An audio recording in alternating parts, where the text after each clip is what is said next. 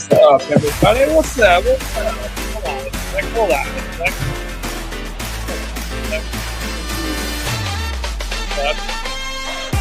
Wow, baby.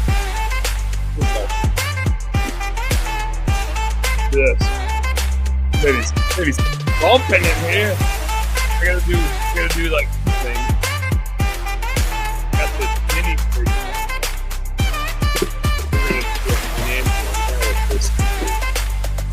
Got 3, my lucky number. Plug that baby in. Plug that baby in. I don't know where Rob's at. I need a Rob in the house.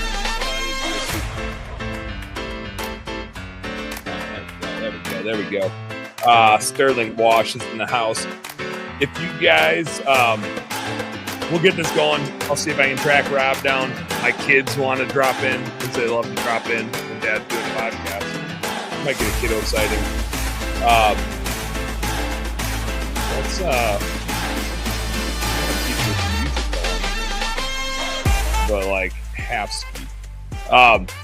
So here's the plan. I spent like my day was just getting our month-end data done for Best Damn Bookkeeping so I could show you guys. So I'm gonna do like a full-blown P&L analysis, but so like show you guys under the hood of how I run my business. I thought that'd be kind of cool. But I also want it obviously to be a chance for you guys to ask questions about decision-making and trade-offs and how to measure stuff. And I can, tell you how I advise our clients and also tell you how we do it internally at Best Damn Bookkeeping. I want Rob to jump in, so I want to delay us getting started. To let some more people come in, join the party, get ready to ask some questions. Rob says he's waiting on his computer. We'll let Rob get in here. We'll let a few more guests jump in for the fun. But here's what I want you to do. If you're watching anywhere except for the Best Damn Bookkeeping Facebook page or the Home Service Happy Hour YouTube channel, get to one of those 2 spots. Those are the only places that StreamYard, I guess LinkedIn. I'm live on LinkedIn right now. If you're into that LinkedIn sort of thing. Throw it on Instagram too, but I don't think it feeds in. Just go to the Best Damn Bookkeeping Facebook page or go to my daughter Danny's in the house. Or go to the Home Service Happy Hour YouTube channel. Be there. That way, when you drop a comment like Sterling Wash did here, when you're making bets, I can put it on the screen. We got to change. We got to change. Where's the thing? There's a style. This is what we need. We need this, that. What's it doing? You would think I would know how to use this stuff. Oh, here we go. Do we want bubble? Do we want black? What do you want, Danny? Do you want a minimal? Do you want a classic? Show some headlines. Bubble? You like bubble? Danny's voting on our style there. Want black? Boom. All right. Minimal. Why do you keep changing your mind here? How many different attempts are we gonna make? We're going bubble. We're going bubble. Rob, we're going bubble. Hey, we're going bubble. That back there? Just some stranger. Danny, you can't even hear him. What are you laughing at right now? There. We'll see if we get a Reggie and Crosby. Rob, Crosby was pretty pumped when he found out you were joining me tonight. He's like, Mr. Rob's so funny. Yeah, it tickles me in the belly. So you are known as belly tickler. That's you. That's you, man.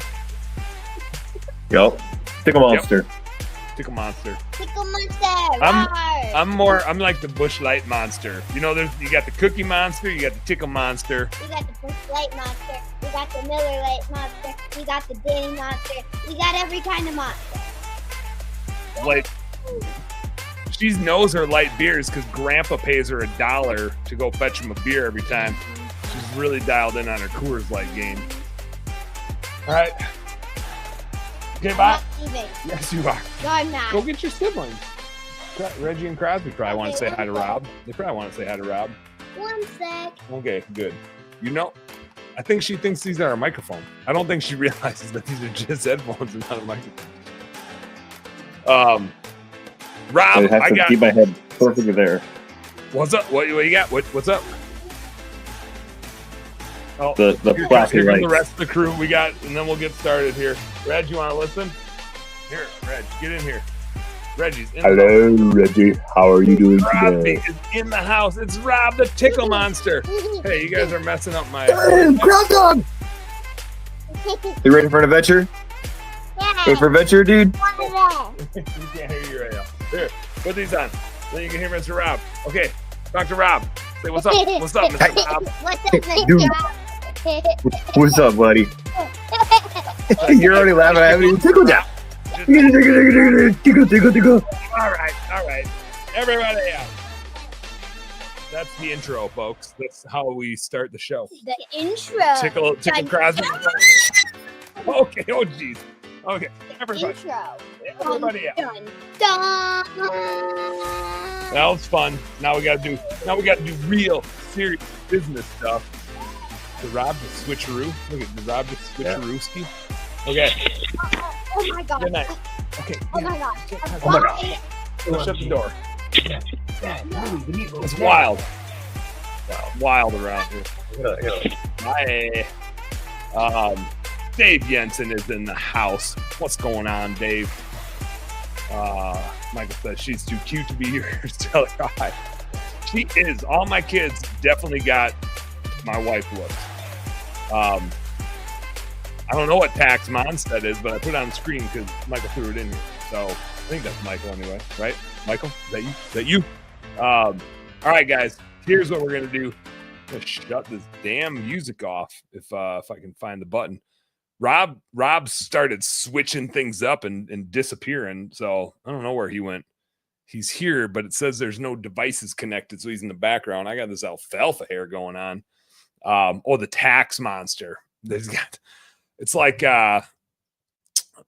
when you're fishing and you get a shark around, they call it the tax man. It's kind of like that. It's tax monster. We'll see when we get Rob back, but I'll at least intro what the game plan here is. First, I would ask you, like, since we're going to be like doing some, usually this show is a lot of the purpose of the show is like, what would business owners be doing at a bar, BSing, jamming out on business stuff. And that's fun. And we go long and kind of have like a Joe Rogan vibe, but we hit some cool stuff. This is going to be like real business stuff, a lot of real business stuff. It's Rob and I, so it'll still be goofy and full of shit, but it's going to be a lot of intense financial business stuff. And I'm the example tonight. So if you'd like that sort of thing, if you think it's cool, if you want to share it, especially if you're on Facebook, share it to some groups that you're in or share it on your page, whatever. Get as many small business owners in here as we can, because somebody's about to ask the question that you're thinking about and can't find the words for, or you're afraid to ask or whatever. It's kind of one of those like school situations where the more questions get asked, the more everybody learns, and we're all trying to do the same thing and grow awesome businesses to have a better life for our employees, live a better life for us, better life for our families. And we're all trying to like go on this journey a lot of times together, and we're working together. DeSanto in the house. What's up, Andy? Good to hear from you, man. So if you're in any Facebook groups, or if you just want to share this to your feed, like I said, do it from the Best Damn Bookkeeping page, because if you do it from there, if you're watching me on anywhere else on Facebook, go to the Best Damn Bookkeeping page and share it from there. That way, if somebody comments, it can come in, I can put it on the screen and we can talk about it. If it's on my personal page, this is just a new Facebook thing. It like won't feed into here. I can't put it on the screen. I'm going to get my phone out though. I'm going to plug it in because she's dying. I got 26% left. We'll be all right. But I will keep an eye just personally on my, wow, I got very Sasquatchy there. Rob back. Maybe. Is Rob back? Rob PC. Rob's back, but he's got. It looks very hologram. You got to go into your audio settings and turn on echo cancellation. I reckon. Cancellation. That too. That's a good one. That's a fine cancel button. All right, I'm getting How about that. That better? Kind of. If not, I'll just go back. I still hear myself. I sounded like an idiot. That's funny when it all goes. Oh man. All right, here we go. How about now?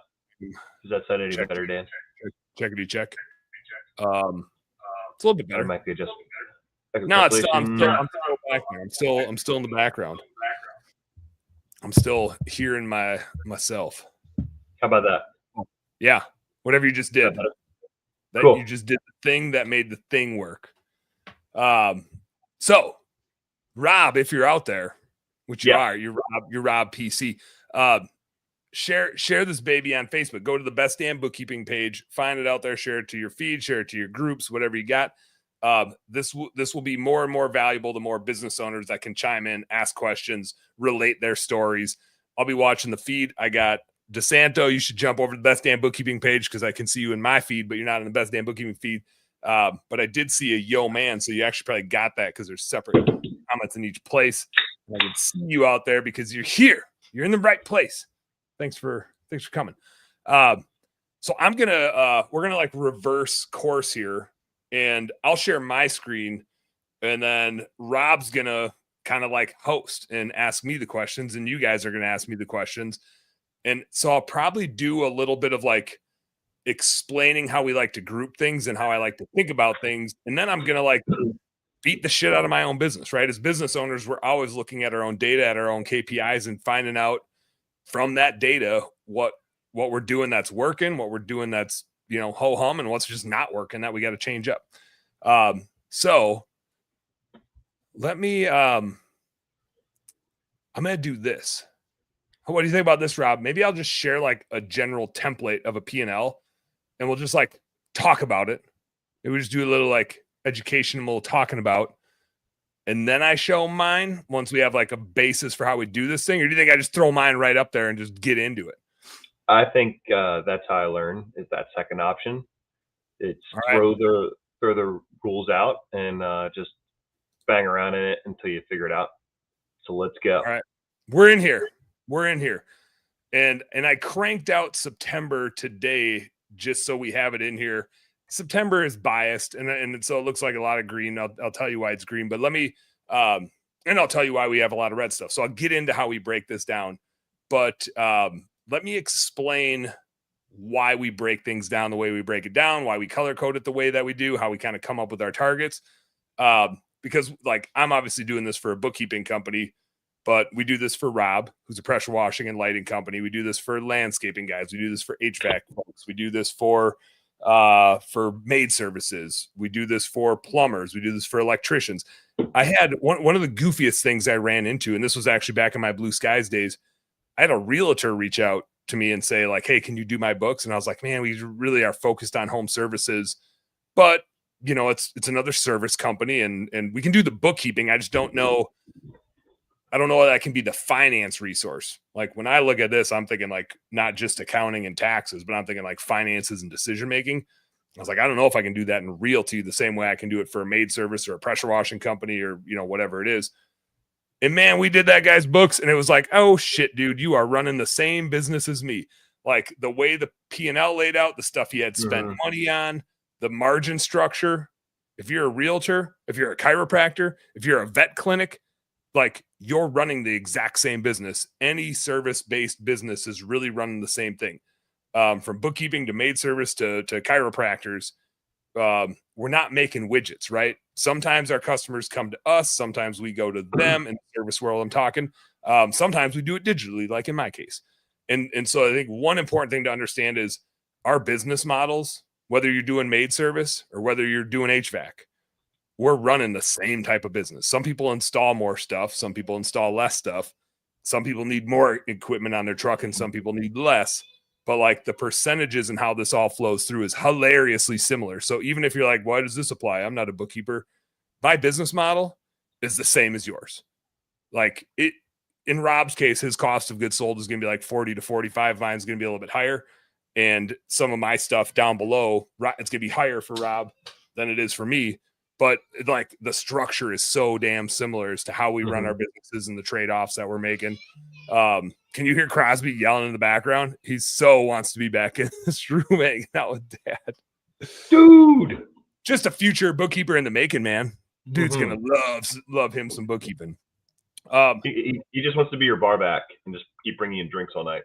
You probably could. Oh, that's also Danny. Danny would like shove him out of the way and say, "No, that's my job. I was here first." I got my Packer mug handy. Yeah. I got a little like tequila and like flavored seltzer water with some frozen blueberries in there. So it's like a nice blueberry lime, whatever that would be. And I got 3 Busch Lights on reserve. And I got Crosby screaming outside my door because he just can't get enough finances, man. That dude is just a finance. I don't know what he would be. Just a finance. So fun day with the Packers, right? We're at a big beach concert, and the lead guitarist for Fall Out Boy's like, "Hey guys, can somebody tell me what's going on in the Packers game right now? Like, is good, is bad? Like, what's the score?" And he's like, "I can't hear you." Like, da da da da da. And like, how much time? And that was right before the the final drive that like got you all tied up. Oh God, it was. Oh man, I was like 3 feet to the wind by the end of that overtime. I lost interest in the game. I was just sitting on the couch like, can I go to bed now? This is taking too long. But when we're looking at this financial stuff, Andy nailed it. Crosby's a finance guru because he does sound like all the gurus on the YouTubes and everything. Just kind of like Charlie Brown in it. I think he nailed it. I think DeSanto nailed it. So again, like ignore the numbers and the data on here for now. Like I just kind of want to talk about how we organize stuff and how I like to look at stuff when I'm assessing. I'll be right back. I'm doing this. Future Rob will be here. So when we're looking at a P&L, keep in mind, like the purpose of bookkeeping, high level, is not to do your taxes.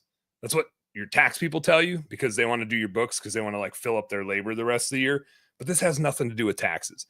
Your tax person can do your books or not, they don't even need to do your books. They can do your taxes with bank statements and a box full of receipts.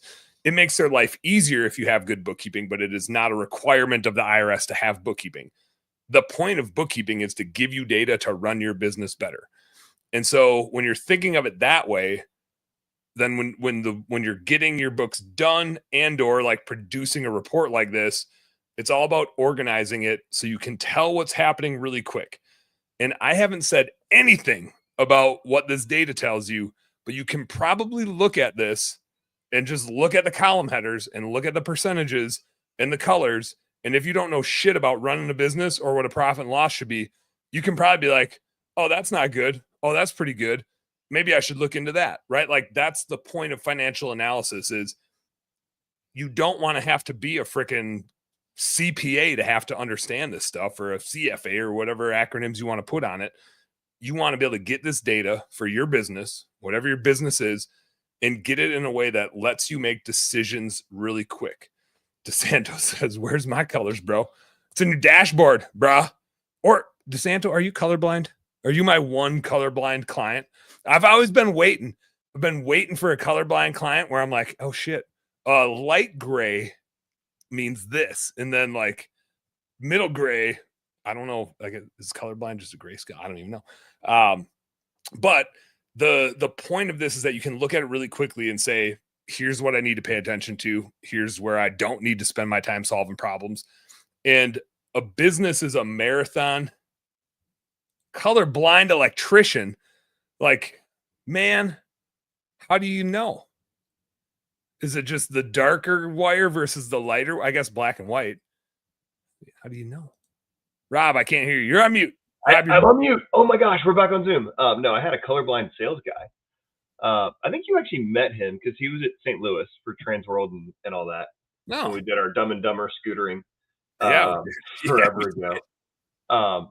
But he had an app that you literally take your phone up to it and it'll tell you what color stuff is.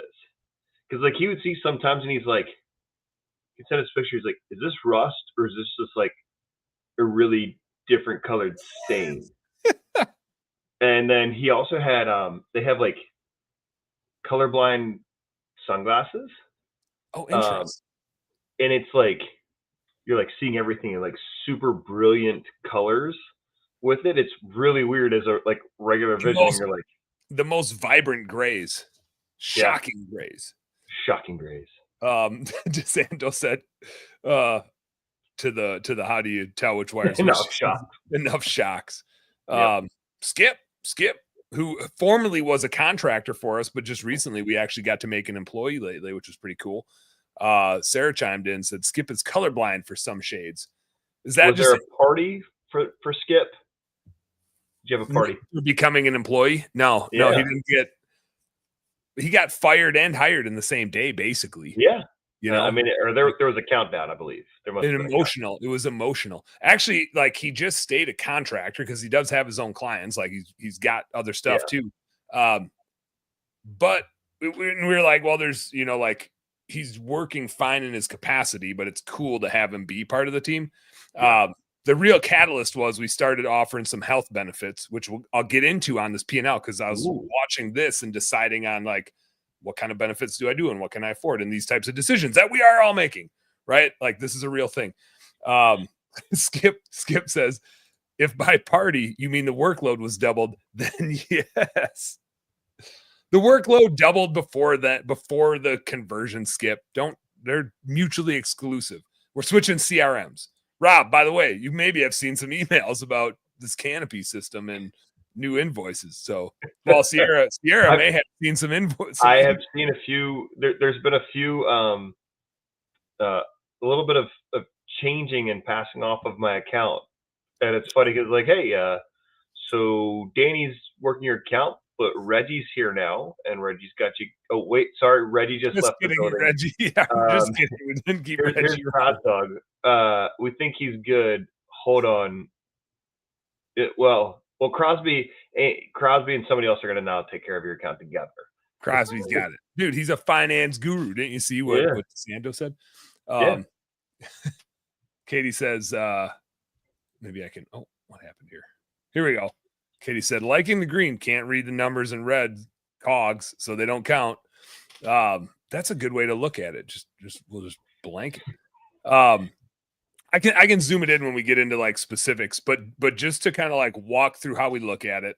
And again, I'll get into specifics on here, but you can see there's different time horizons, and I like to group stuff in time horizons. I'll go down the vertical here in a second, but on the horizontal, I like time horizons because the story plays out differently in so many of our businesses are seasonal that, like, for one, here, Katie wanted you to remember this one. Rob, the only one who matters is the one who onboarded you. And that was Katie. Danny's back, apparently. Hey, Danny. Reggie's also here. Reggie's also coming. We ain't done. Do I need to get Seth? Hi. Do you need to say hi to Seth real quick? Hi. They can't hear you, but Marty's counting down as if they're about to get into trouble. Always a good strat. Hey, shut my door. These kids, you would think they're homeless. Danny, Reggie. Well, somebody's gonna walk by that door, and then I'll yell at them to shut it. But there we go. It just shut. And you'll be telling them to shut up. You'll literally be saying, "Shut the door." Yeah. It's always something. These kids. Shut the door, you guys. Shut the door. Hey, who's there? Somebody opened the door like 6 inches and just left it just to be a shit. That's how you can tell they're my kids. That was your wife. Oh, no, it was Danny. DeSanto says, I'm about to hit the luxury hot tub up, bro. 50% off meals and entertainment. Thank God for the tax guy. The luxury. I like how he spelled luxury or luxury hot tub. But so here's the deal. Like when I'm looking at these time horizons, monthly data is almost irrelevant. So like I mentioned this earlier, like September looks really green, but it just doesn't matter. Like monthly data is too short of a time horizon to be like, ooh, monthly data we look at to say, does it make sense? And September for us makes sense. We had some pretty meaty onboards that we're like cranking through. Katie's cranking through a ton for probably one of our bigger, meatier onboards that we've ever had. So we've got that influences revenue up. It's also dependent on the number of business days. And so like that can fluctuate significantly month to month to month. For us, it doesn't matter as much because we're generally billing monthly, but it impacts our onboarding and days of sales. if you're in a window cleaning or pressure washing business and you're like always selling your next job, like if there's 3 less days, from from January to February or what, like name your months, that's a 15% drop month to month, right? So like revenue can swing drastically month to month just from number of business days. Your number of payrolls can swing drastically. If you're weekly, every third month is 5 payrolls instead of 4. So you're literally getting a 25% swing in wages and payroll taxes. If you're biweekly or something, biweekly, you get like 2, 2, 2, 2, 2, 2, 2, 3. And all of a sudden your wages swing 50% like a couple months out of the year. Yeah. So monthly data is just not super relevant. And you get these timing things of like, did your truck break down? And for us last month, we had our new CRM. We paid like $5,000 in setup fees or whatever. There was another, our reporting software that we use was $5,000. That's $5,000 a year, but that's the month we pay it. And so last month we had like $10,000 of just big expenses. Yeah. September, we didn't have nothing. Like, so September looks really good, but I'm not going to be like, oh my God, we're the best business in the world. Like, again, you're looking at monthly data to say, does it make sense? September should be really good. It's our best COGS month, but we had a uptick in revenue from some big onboards. We had a 4 payroll month. We had some turnover, as Rob mentioned, but we never like backfilled it. We're not, this is a lesson learned from time after time after time after time of running service businesses. I will slow down our sales massively, and I will waitlist the shit out of people to make sure we get the right people on the team. And we are really quick to be like, nope. Like I've just learned, like, we got to have the best people in the world on the team, or it's just not worth it. It's too much headache for the rest of our team. It's too much headache for me. It's a ton of headache for Rob and whoever else. So there's like a little bit of whipsaw, but we got to get the right people on the right spot. Yeah. And the faster we figure that out, the less our cost of goods sold is. Mm-hmm. I'll get to, there's reasons why our COGS are red going back, and they're really red if we go back a little bit farther. And I want to talk about that. I think that's like a really important thing for this type of business. It's not for every business, but for this type of business. So anyway, monthly data, long story short, is don't worry about it. I mean, like, worry about it in the sense of, does it make sense? Is there anything goofy that happened that you need to look into and make sure it's not a recurring issue? If I'm looking at, and I'll just say real quick with monthly, I mean, typically you have a much better idea as to, okay, yes, this is a longer month, or okay, this is super awesome because we just had whatever happened. I mean, the beginning for us with September, one year we bought 2 Christmas light trailers and we got them both wrapped. So like our marketing was stupid high that month. Our vehicle purchases, that was really, really high. So our overall cash flow sucked. But that marketing blip is still, if we really wanted to divide it out, I mean, I've had these trailers since 21. So, we're now at $800 a year. So what, $3, $250 a day? Like, it would look like nothing if we actually amortized. Amortized. You had it right. You were that. Yeah. Spread it all out. But I think, like, so many people, I run into this a lot, and my encouragement for everybody is like, don't try to force the numbers to be something, right? Like, let the data tell the story. It's okay. You don't need to make September look good, and you don't need to worry if it looks bad. It doesn't matter. Like, look, that's why actually the most important duration that I look at on here is trailing 12 months. Trailing 12 months tells us, like, over the course of a year, at any point in time throughout the year, we can look back 12 months and say, that could have been a calendar year. How did we do? Is our business model intact? Right? Is there still shit we need to work on? If you wrap a truck and you look at trailing 12 months, like, you start to see the impact of those marketing decisions over time, right? The shorter term data you're looking at is like, does it make sense? Not, is my truck wrap working? We can look at, and I would encourage everybody that's spending money on ads and trucks and everything else to measure your client acquisition cost, right? Like, measure the leads you get from every source, measure how many new clients every month from every source, measure how much you spent on every source. Do a KPI document like that. I don't have one for this business. We don't spend a lot on ads. We spend a lot on awareness and some other stuff in marketing. As you can see, our ROI is a little different in how we market this business versus Google ads, Facebook ads, stuff like that. But you can calculate that stuff. In most home service businesses, you can, like in our window cleaning and pressure washing businesses that I help out, we have a marketing tracking sheet just for that. So we can tell if the marketing's working. We don't need to look at the percent we spent this month and be like, oh no, it's not working. We've got so much data behind the scenes. Well, if I'm looking at, go ahead. Just to chime in on the marketing aspect of it too. I mean, I wish we did a better job looking at that every 3 to 6 months.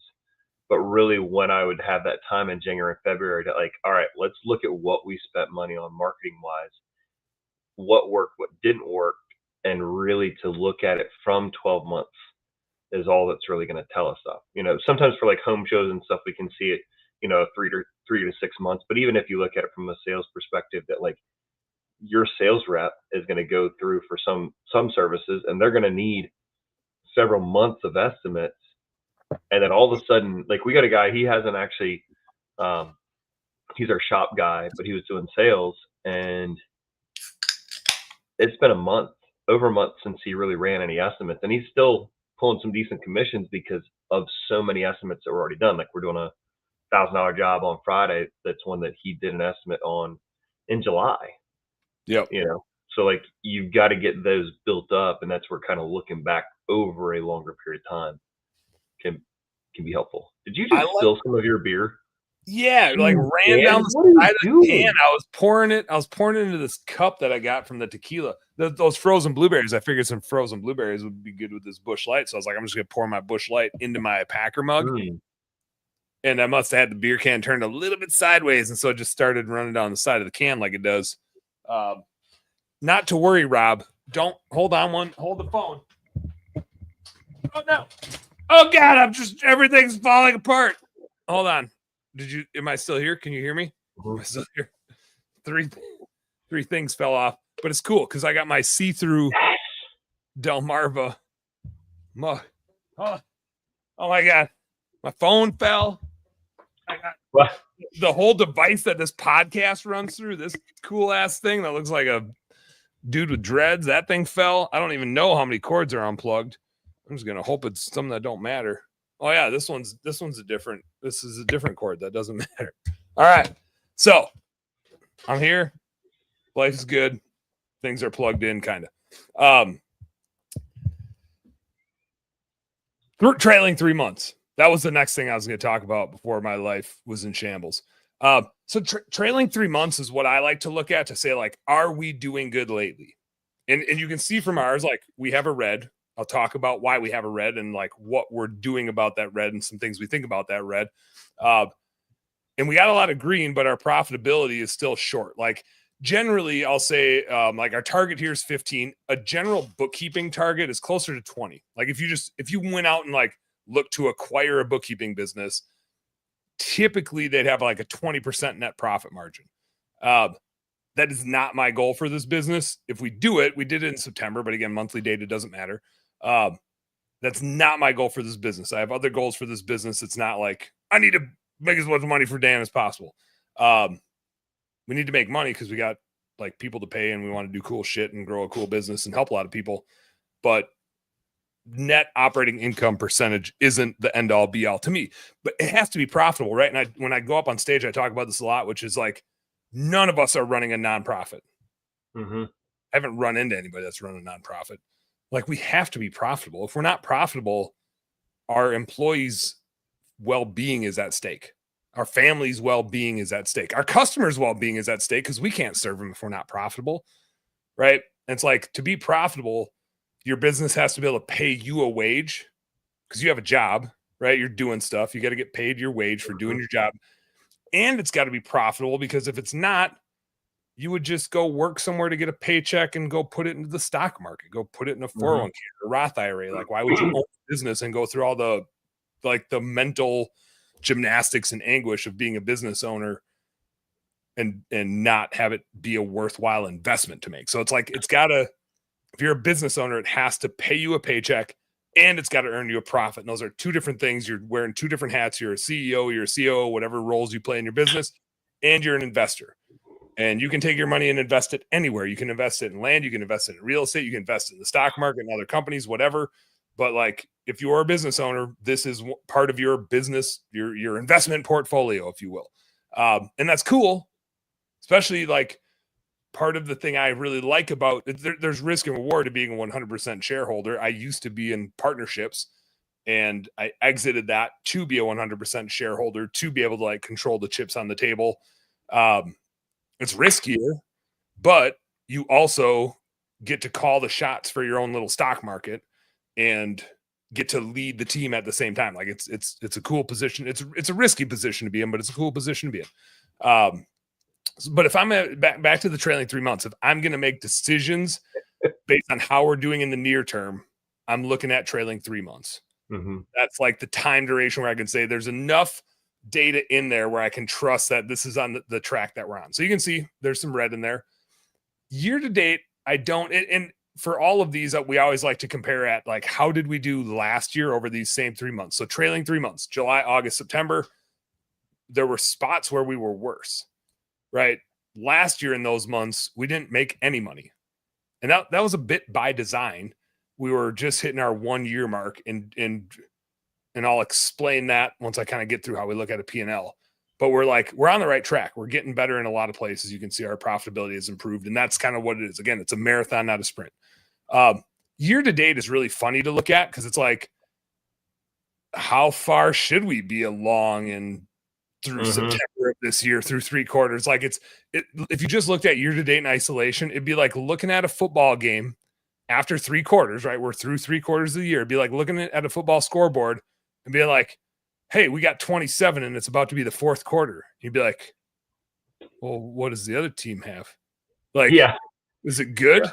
Do we have are we good in the 4th quarter? Like, do we got holiday lights coming up? Is the 4th quarter like a good one for us or a bad one for us? Like, so when I look at year to date, like you pretty much always need to look at it compared to, well, what was year to date the year before? Are we getting better? Are we getting worse? How are those percentages faring? Kind of same thing you can see year to date last year. We're obviously quite a bit worse than we are this year. I'll say typically too with the year to date, that gives you a bit better idea too, looking at from a seasonality standpoint. You know, if your winter was a little bit longer, hopefully it's, especially by now, things should have evened out versus like our Q2 was well below where it would normally be. Mm-hmm. Because actually, sorry, year to date, if you looked at Q1 and Q2, it sucked because winter was horrendous. Yeah, it drags out longer, and all of a sudden, like more gets pushed into Q2, Q3, and Q1 just drags everything down. Mm-hmm. It drags it all down, and then Q2 we had a gas station cleaning stuff that normally is like mid-March and helps Q1 look better. Well, then that was actually pushed like to like the 3rd week of April before we started that, so that threw that off, and then we had like it's interesting when you start looking at that, but that's something that like that I'm mentally trying to look at it and say, okay, so is this panic, or is this, no, we have the schedule, we have the volume here, it's coming. So Yep. So really like trailing 3 months and year to date, they're great to like see where you're at, but they're best if you're comparing them to where were you at last year for that same time period. In this case, July, August, September. Are we getting better? Yep. That's like what I'm really looking for. Because we know, I mean, like in this case, we know what we're working on. We know what our focus points are. Again, I'll talk through that in a sec here when I start going through the vertical stuff. And year to date tells the same story. I mentioned this earlier about like how to assess financials. Like the point of all of this is to help you make decisions as you guys run your business. This data just tells a story. Like that's the whole point of it. It tells you a story about your business, and that story leads you into what you need to focus on and what you don't in a lot of cases. I mentioned this earlier, trailing 12 months is like my favorite thing to look at. We're past 24 months. So this is like the first time I can really look at trailing 12 months. And you can see what we did basically the first 12 months of our existence. Now, this is skewed down. Like our COGS is skewed down. And this is very normal when you're like early on in your business journey, is your COGS is skewed down because you're doing a bunch of the shit for free. Like, you're not paying other people to do it, right? When you start a business, you're in there grinding. If you rule out some of those first few months, you can see our COGS is even higher. And as you get farther and farther, our COGS actually gets higher and higher, like in different durations in our history. That was me getting off the truck, right? Like, we all go through that phase of, oh, I need to get these people in place. I need to make sure I have the right people. And maybe we turn one over. I think it was the first account manager we hired. We turned over because the next 3 I hired, I went, oh, crap. Like, the first one, she's a great gal, like awesome human, but just wasn't the right fit for the job. And I've done this enough times and run enough businesses where I was like, oh shit, I did that thing we're not supposed to do, where we hire somebody too fast because they have a pulse and they're a nice person. And then we find the right people and we're like, I used to be like too chicken shit to let that person go. And now I'm like, hey, like, this will be better for both of us in the long run, instead of keeping you here for a while and then firing you later when it'll be like extra disappointing. It's just like, we gotta keep moving. We got a lot of people to take care of. So trailing 12 months, if we look at that, we like kind of got back to where we were. Obviously, there's some other expenses in here, and we're getting profitable. And I think this is like the journey we're on. And I want to hit. I'm gonna go through the rest of these line items and talk about. And I think this is where you guys will get a lot of value, is like what goes into these groupings that we have and what types of decisions fall in there. Because again, this is all about decision making. But for our first year, we didn't make any money. And like, as frustrating as that can be, we were growing pretty fast. Like, we're 2 years in now, and this is a recurring service business. We're Control Z. I just dragged some shit that I didn't mean to drag. Like, we're at $1 million pace, right? If you're at 83.3, you're at $1 million pace. And so we're now, over the last few months, exceeding $1 million pace in about 2 years. But that happens by investing and investing and investing. And so for us, our investments are in our people that execute, because it takes me 3 to 6 months to like get somebody fully trained up, and probably closer to 9 to 12 to get their schedule totally full, like with enough work on their plate that they're producing at a bonus inducing level. And that took a while to learn too, like where those cutoffs were. And I thank God for the team we have. Like, they were patient enough with me to be like, hey, I don't know exactly where we're going to hit these levels, but I know we got to hit these levels so I can start paying you guys bonuses. But like, I know mathematically it's here. I just don't know how fast we're going to get there. Like, I think it's here, but maybe it's here. And so we're starting to get some of that stuff dialed in. But like, when you're first starting out and you're getting off the truck and you're trying to hire the next technician, and then you're trying to hire an office person, like, all of these things are just investments, right? And so when you're getting off the truck and you're buying your second truck and then your third truck, your COGS are going to look high. Rob, like you mentioned, you're going to set up 2 rigs and 2 trailers and you're going to train people to run them. Your COGS is going to suck. It doesn't mean you're doing a bad job. Like, it means you're making an investment in the most important part of your business, the people. Well, and that's the part too, where you're slowing down because you're not able to be full force on producing because you're busy training somebody. And if you're doing it right, then it's going to take a moment for that to happen. Yep. Yeah. It's part of the journey. It's just part of the journey. And mine takes a long time to get people productive on the way we want to do bookkeeping, because the way we do bookkeeping and like this type of stuff is not normal. It's the best damn bookkeeping. It's not what we're taught in college. Like, those skills come in handy, but like, we do a very specific thing, very specifically for service-based businesses, and to get our team trained up, have them see enough goofy stuff, right? Like, you guys know, you're small business owners, the amount of goofy things that we all see in situations that we all need to deal with and like have SOPs and processes for, man, like half the time we run into something where like, I guess we need a new process. Like, I've never seen that before. Darlene says the red makes me sad. Sometimes it does. But it also, the nice thing about the red is you're just like, well, I know what we got to do now. Darlene, you got to go. I just saw Darlene on my personal feed. Darlene, you got to go over to the Best Damn Bookkeeping Facebook page and watch it there. Because then when you comment, like, I just saw you on my phone because I'm watching my personal feed too.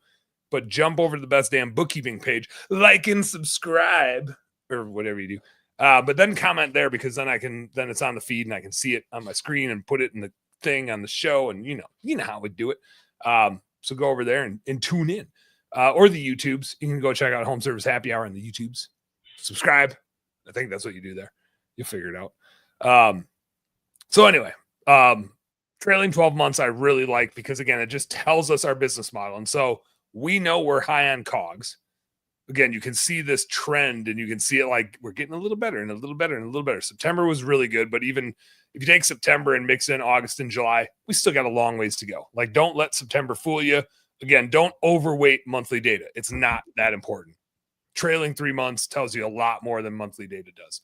This, like, if you look at trailing 3 months, which includes September, like trailing 3 months tells a different story. It's 10% higher on COGS. Everything else is pretty similar, but it's literally like half as much profit margin. This is how we're really doing. September isn't how we're really doing. Like, we were barely break even in July and August. September is just when we got like some of those one-time expenses were gone and some of the timing things were gone. And so it mellows out, right? It takes the average of everything. So we're really running high on COGS. We're pretty good on everything else. But profit margin. What are your COGS? Is that just like, is that all the bookkeepers? So or, in no, any, yeah. So when I look at COGS, I'm always, and this, like, I'm going to relate this back to a maid service business or a pressure washing business.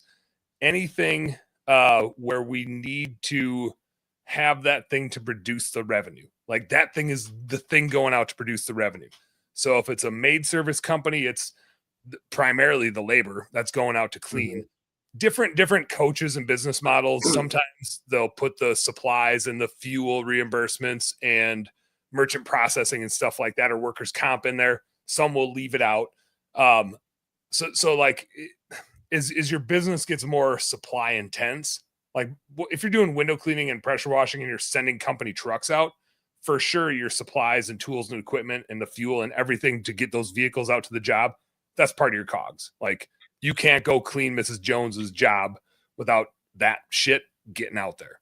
So it's the labor, it's the taxes on the labor, it's the workers' comp, it's the supplies, tools, equipment, chemicals, equipment rentals, whatever you got. It's the fuel, it's the damages and repairs, because especially if you're in a home service, you're gonna break some shit.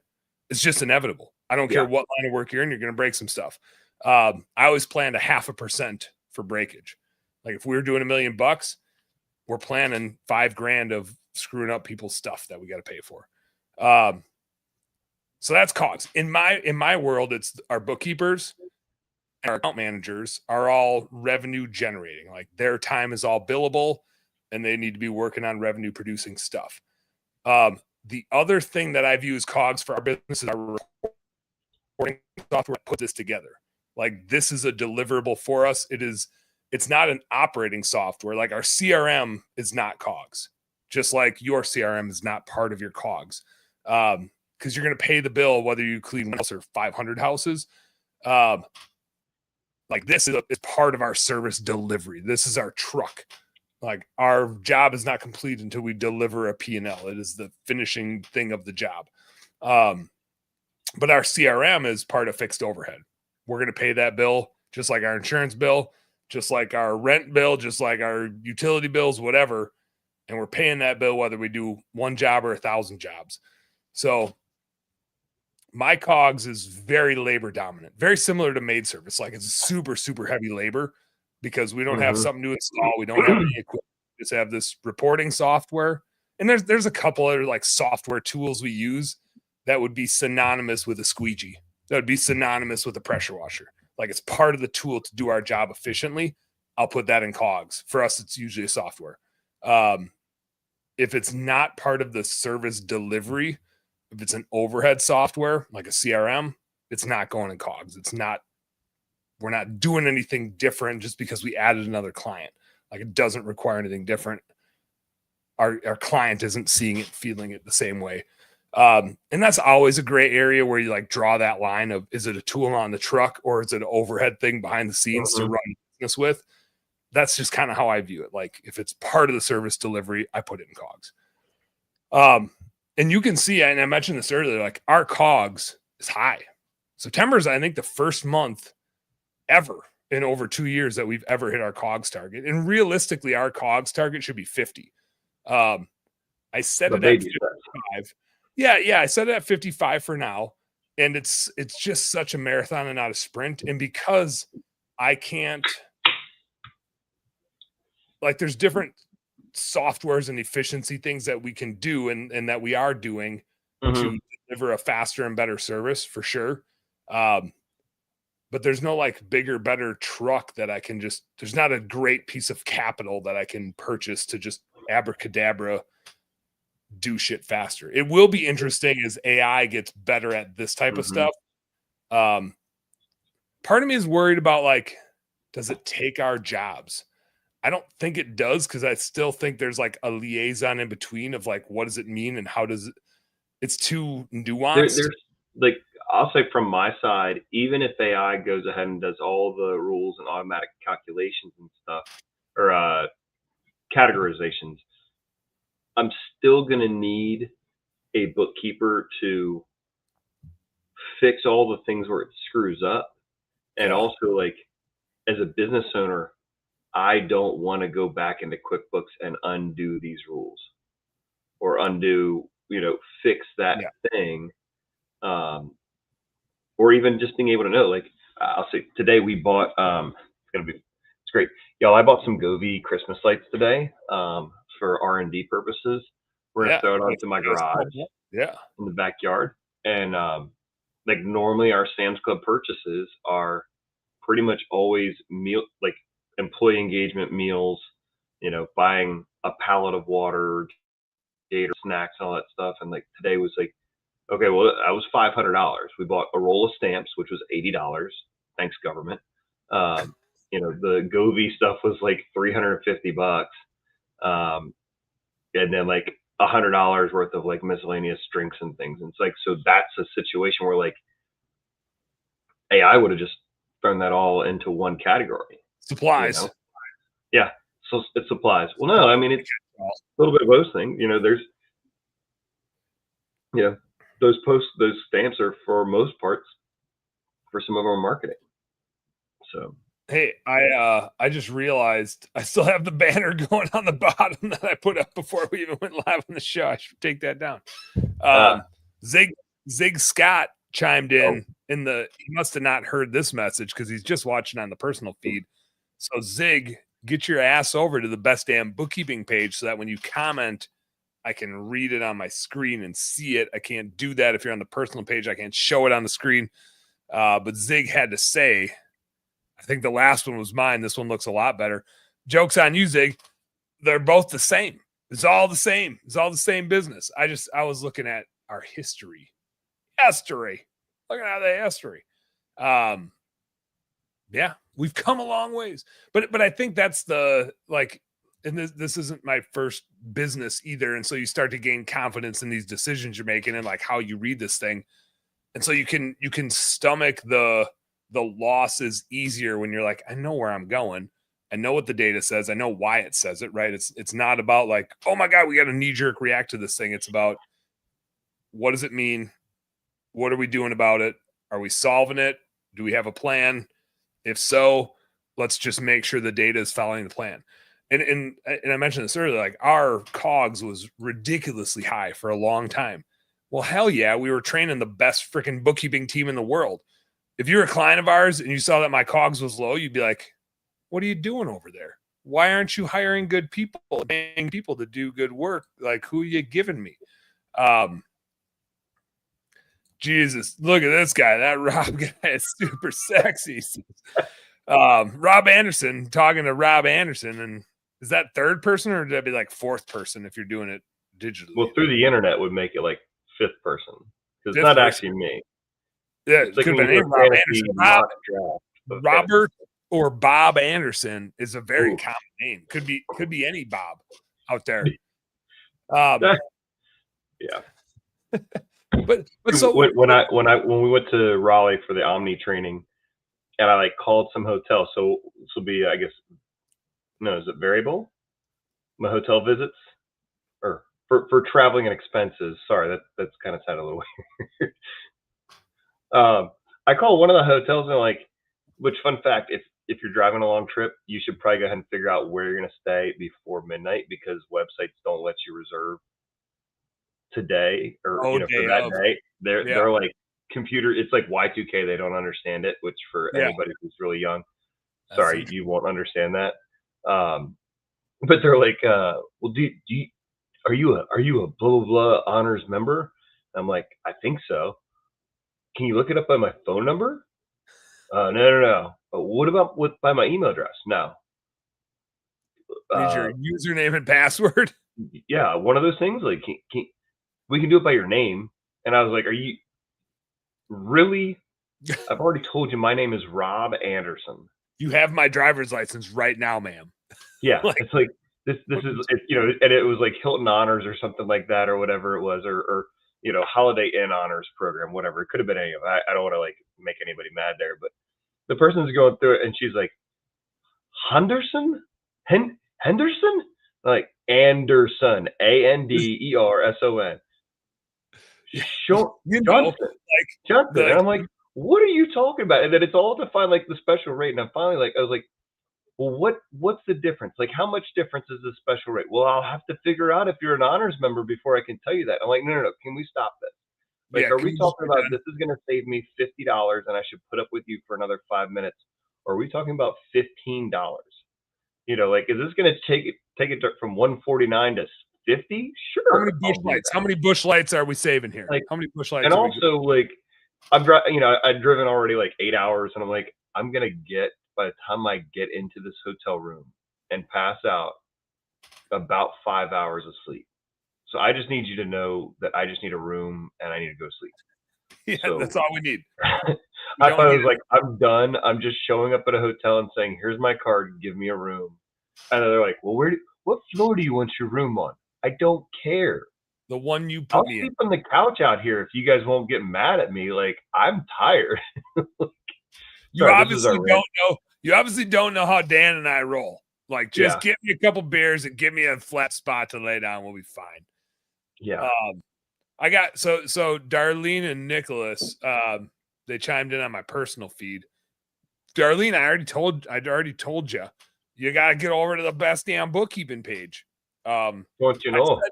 I said that in my best Youper voice because Darlene, she's a Youper. She's from up there in Upper Michigan. Pretty much darn near on the shores of the Gitchagumi, if you know what that is. We're darn right.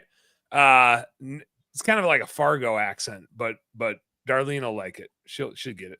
But yeah, comment over on the Best Damn Bookkeeping feed. Nick says, like it's a lot of work to get over there, man. You gotta like search it and go to a different spot. I will read his comment though, because I think this is the whole point of why we organize it the way we do. Which I get to why we organize it the way we do. So I'll talk about that in a sec. Nick said, "Shout out to the monthly dashboard." I forget. I posted one of Nick's emails back to us. A couple months ago. And Nick can chime in. I think we saved him like 30 grand on his insurance just by like the dashboard, and you could see where he was losing and like saw fixed costs were high. And we do a video every month for our clients, kind of just talking them through the books. And he went and like shopped it around and saved freaking 30 grand on his insurance. I think is nuts. So he said, shout out to the monthly dashboard. Makes it super easy to understand where you are at, where you were, and where you're headed. Love it. Thanks for that, Nick. Nick, FY, if you don't know, Nick Judge, that dude is a freaking elk slaying machine. He kills some big ass bulls in the middle of nowhere. It's pretty cool. Here he is. Now he's in the spot. Now look I can put his thing in. He says, it was awesome. Good looking tree. It's a good looking tree, man. Yeah. Nick, what's the decision internally for you, Nick, when like that Facebook picture between like putting an elk in there or a Christmas tree? You got like a rotation plan? How do you decide? Well, it's whether it's marketing or cost of goods sold. No, it's marketing or variable overhead. Yeah, there's the travel and I said one thing that was right. Mm-hmm. That's good. That's good. So here's why we group it the way we do. Let me go down the vertical side here. I'm just gonna go straight top to bottom. We're going straight top to bottom. Nick says family first. So the Christmas tree is what I'm thinking. Nice push.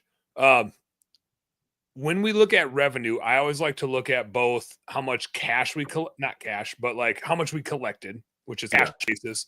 So if you're looking at your QuickBooks and you're looking at the cash side, that means how much money was deposited, which is what the IRS cares about. What I actually care about when I'm looking at how we are operating is what our accrual revenue is, which is then like how much we produced and invoiced. And so you can see like these are never the same, and they shouldn't be. This last month we produced more than we collected. Over the last 3 months, we actually collected a little bit more. We had some AR building up, and we got like we had to put our foot down and collect some stuff. Over time, you can see we're still behind year to date. We're about $6,000 behind on what we've invoiced versus what we've collected, and kind of like over the last 12 months, about $5,000 behind, which is normal. Like we don't collect everything, right? There's times when we go like 2 months, and then somebody just ghosts and forever and forever and ever. I had to hire a collections agency recently, and this has happened more over like the last year or two. I say year or two. We've been in business for like 2 years, like especially over the last year, just people being like, "Oh shit, the world changed, and I don't have any money, and I'm out, and I'm not talking to you anymore." Like we had a few people just go dark, and it's like at some point you just send them to collections. We had one guy pay, and he was pissed, and I was like, "I don't know, man. We emailed you 1,000 times, we texted you, we called you." Yeah. I don't know what to do, but my employees, just like your employees should be pay per performance. My employees are pay per performance, and their pay is based on you paying. Like I can't pay them if you don't pay, the same way you can't pay your employees if your customers don't pay. It's crazy to me that business owners are like, what are you doing? It's like, yeah, man, like you need to pay the bill. You hired us to do this work. We did the work. Y'all know. That's one of those logical, things. It's just easier to be a whiny bitch, though, isn't it? Like it's at the end of the day, like every time, like I've been there. I've been the whiny bitch before. I'm not trying to like throw anybody under the bus. We all fall into like whiny bitch zone every once in a while, but it's just easier to do that and complain about your problems and solve them. And so you can tell when somebody's in that phase where they're just too beat down to solve their problems. They just look to finger point, and it sucks. Mm-hmm. And it sucks when it's like another business owner, because you're like, I know you know better than this, but I can tell how defeated you are by the fact that you like fell into this trap. That I can understand it from like a residential client. They don't know any better. But as a business owner, you know better. You know how the world works. You're a business owner. It is what it is. High horse, dismount. So here's how we break it down. I'm going to like talk through this for people that catch this podcast later. So when we're looking at how you spend money, so we just talked about the revenue side. You got cash basis versus accrual basis. Over time, those should be really damn similar. Month to month, they can vary for sure. The bigger projects you do, especially if you do like big commercial stuff, those things will be all over the place month to month. And again, over time, they should tie out if your collections process we waited on a $40,000 commercial check for a project we did in July, and I want to say we got it finally either in December or January.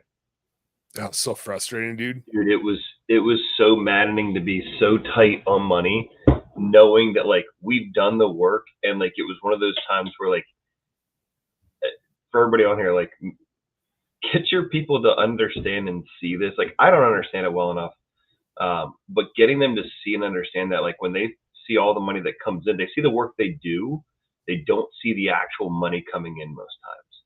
They just assume that money's just in that back printer in the back office. It's just shooting out dollar bills and not realizing like, folks, I've skipped paychecks more times this year than I would ever have liked to. And that spills over, and then people look at it, and we get in the Christmas site season, and there is a lot of money, but then it's like the hard part is there's all this money coming in, but we're about to hit full-blown famine and still have a lot of mouths to feed. So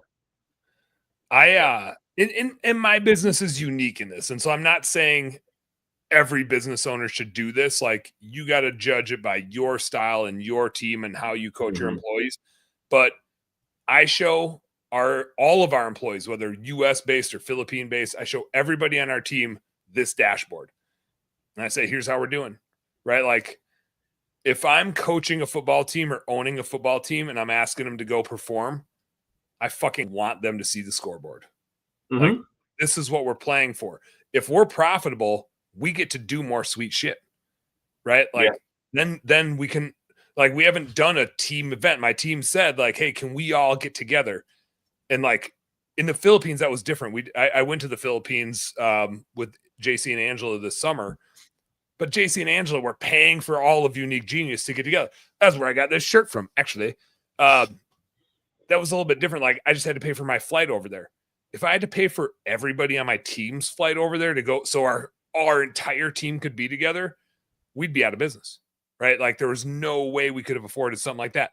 Even to get all of our team together in the US would be like, holy shit, I don't know if we could afford that. Yet we're getting there. But more important, and I'll get to some of these decisions, is I wanted to be able to offer benefits, right? Like some health insurance stuff. We lost the Rob. I wanted to be able to offer some like 401k stuff and just start thinking about different benefits that we can do. And obviously we got to cost effectively, and we can like protect the profitability of the business so we can keep doing more cool stuff. So we're taking it in chunks. But like, it's not, again, this is a thing I tell our team all the time. And even if you don't show your team all of your financials, like I get that can be super scary. And especially if you don't, I wouldn't show it if I don't know exactly how to talk about what's going on. I'm confident in how I talk about this with my clients and with my team. And like, I'm showing you the whole under the hood. Like, obviously I'm confident in how we want to talk about this thing and teach about this thing. I wouldn't do it if I couldn't explain everything that was going on and why we're making the decisions that we're making. Like, it's not something you can be uncertain about and try to coach your team as to what's happening. And frankly, like the risk being somebody would look at it and say, like, Dan's making too much money, right? Like, that's the scary thing to us as business owners, that our employees would see how profitable we are and like hold it against us. And if they don't, this is just my viewpoint. Again, it's like why it's scary. But if our employees don't like us making money, right? Like, don't like our business making money, then they just shouldn't be here, right? It'd be like talking shit about the U.S. If you're fed up with living in the U.S., you should just leave. It's not a perfect country, but like, if you're that fed up with it, you would just leave, right? Like, nobody's holding you hostage here. I want our team to be able to see the scoreboard. I don't want our team to see that we scored enough and tell the coach, like, hey, we should really pull the starters and put the gas pedal on and take it easy on these guys. Like, no, we should be trying to win all the time. Like, the more profitable we are says we're doing a better job for our clients. And if we do a better job for our clients and we're more profitable, what that really means is that's the thing that allows us to pay benefits to our employees. That's the thing that allows us to get our team together because we can afford it.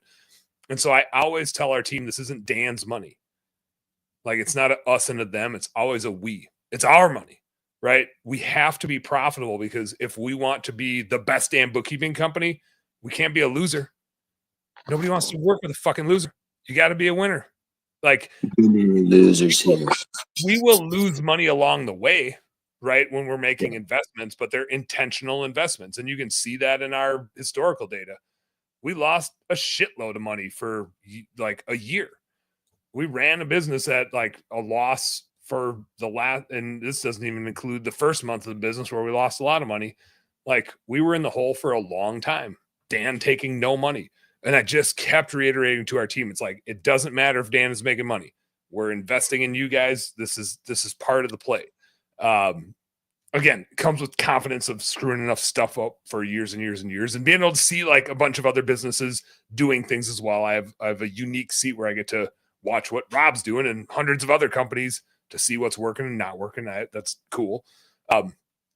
But it's important that our employees at least know something about the scoreboard, right? Like, that they have some metrics to go by to know if they're winning or losing, because like, as humans, we want to win, right? We have like a competitive nature. And if somebody doesn't have that competitive nature and doesn't want to win, they're probably not going to be a good fit on our team. Like, it's probably not going to work out. Like, I want people that want to be successful. And so this is a measure. Like, September is a cool month. I haven't even shown this to my team yet. Skip jumped on and Katie jumped on. I'm sure a lot of my team will see this. If I was afraid of what they would think by seeing we're profitable, like, I probably wouldn't have put it up here, but then like, I'd be hiding from it, right? I'm the opposite. Like, I can't wait to show this to my team, to show them what they've done. Just this last month. Money. Yeah, we finally made some money, you guys. How cool is this? Again, like I'm not concerned about September. I'm not concerned about September. It's a flash in the pan. It's a unique month with 4 payrolls and some things that went our way. It's all about the balance. We're also entering our slow season, so like it'll stock. We'll hold on to that money and stockpile it. We're gonna have a lot of taxes to pay because of it. Q3, Q4 is, or I shouldn't say Q3, Q4. Late Q1 into Q2 is where it's like we get busy. Oh, we lost Rob again. This guy keeps going in and out. So I don't overweight September. I'm really concerned with the quarterly. We still got work to do. And I'm going to talk about these decisions and the things that we're doing to fix them. But first, let me get into what decisions fall into each of these groupings. Obviously, you can see it's not like a full-blown P&L. This is more like a report card. And I think this is super important, you guys, for analyzing your financials. Is if you're in school and somebody says, how did you do in math? You're not going to say, let me go look through every damn assignment I did all year, and then I'll tell you how I did. That's not what you do. You say, well, I got a B plus, or I got an A minus, right? Like that's how you did in math. And your P&L is the same. You don't want to say, let me go look through all my COGS expenses to tell you how I did managing my COGS. Like you're too far in the weeds.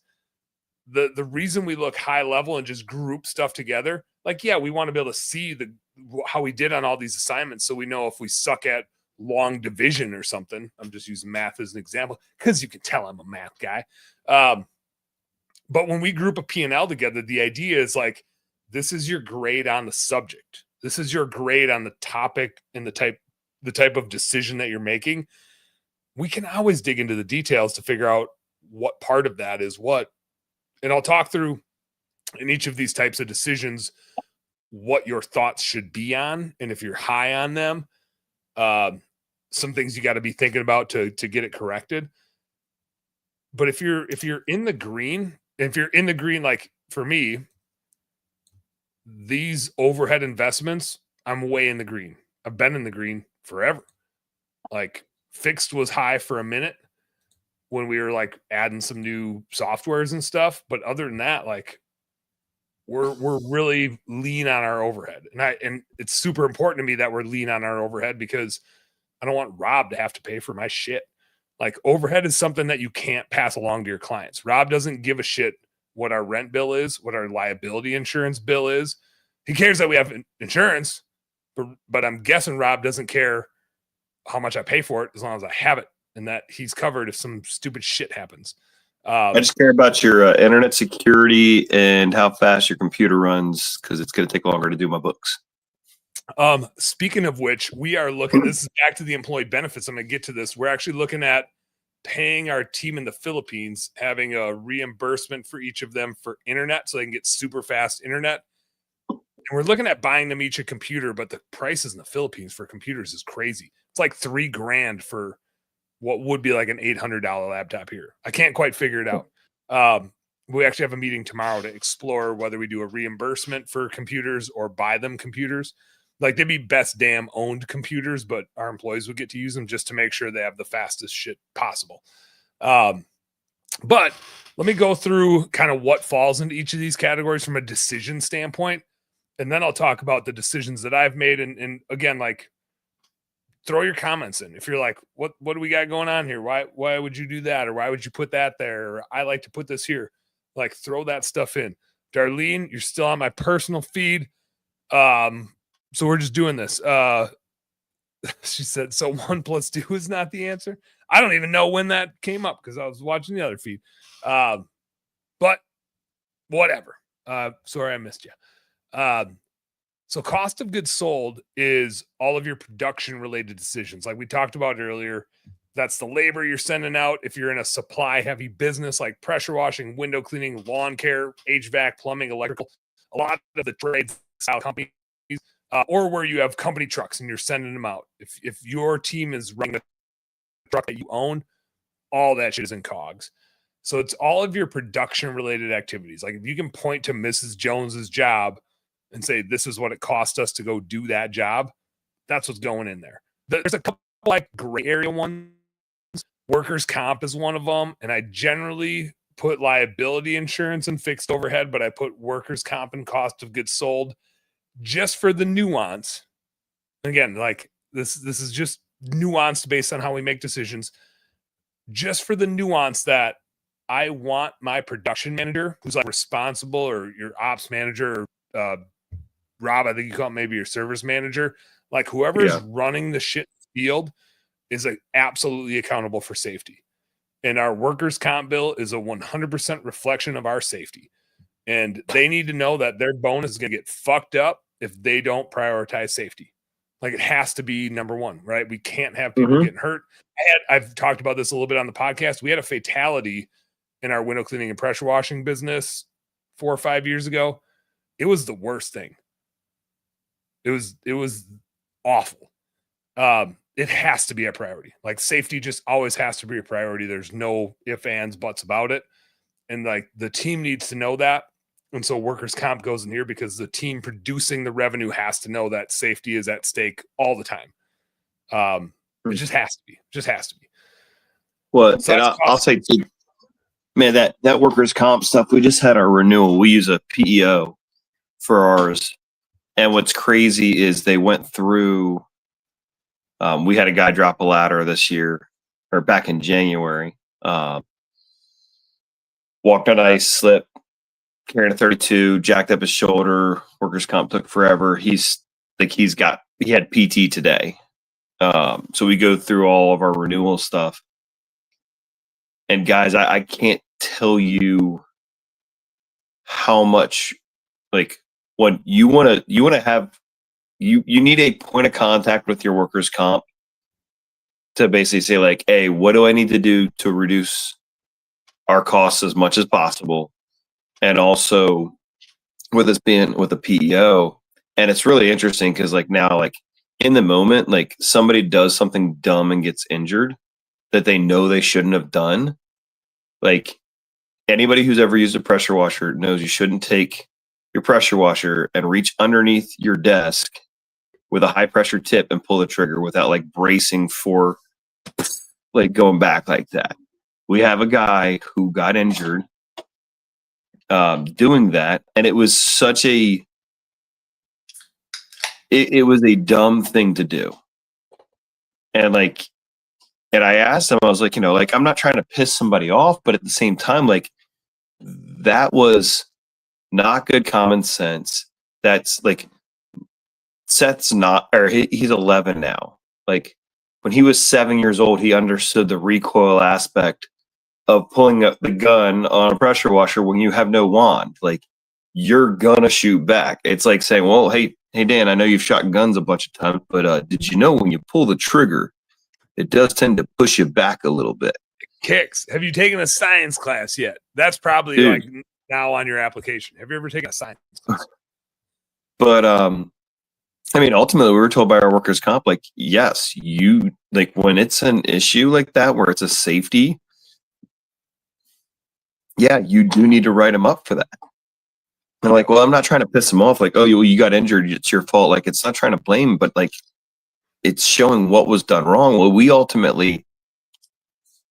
we've paid, I don't know, $50,000 in workers' comp premiums or whatever, or 38,000, whatever it was.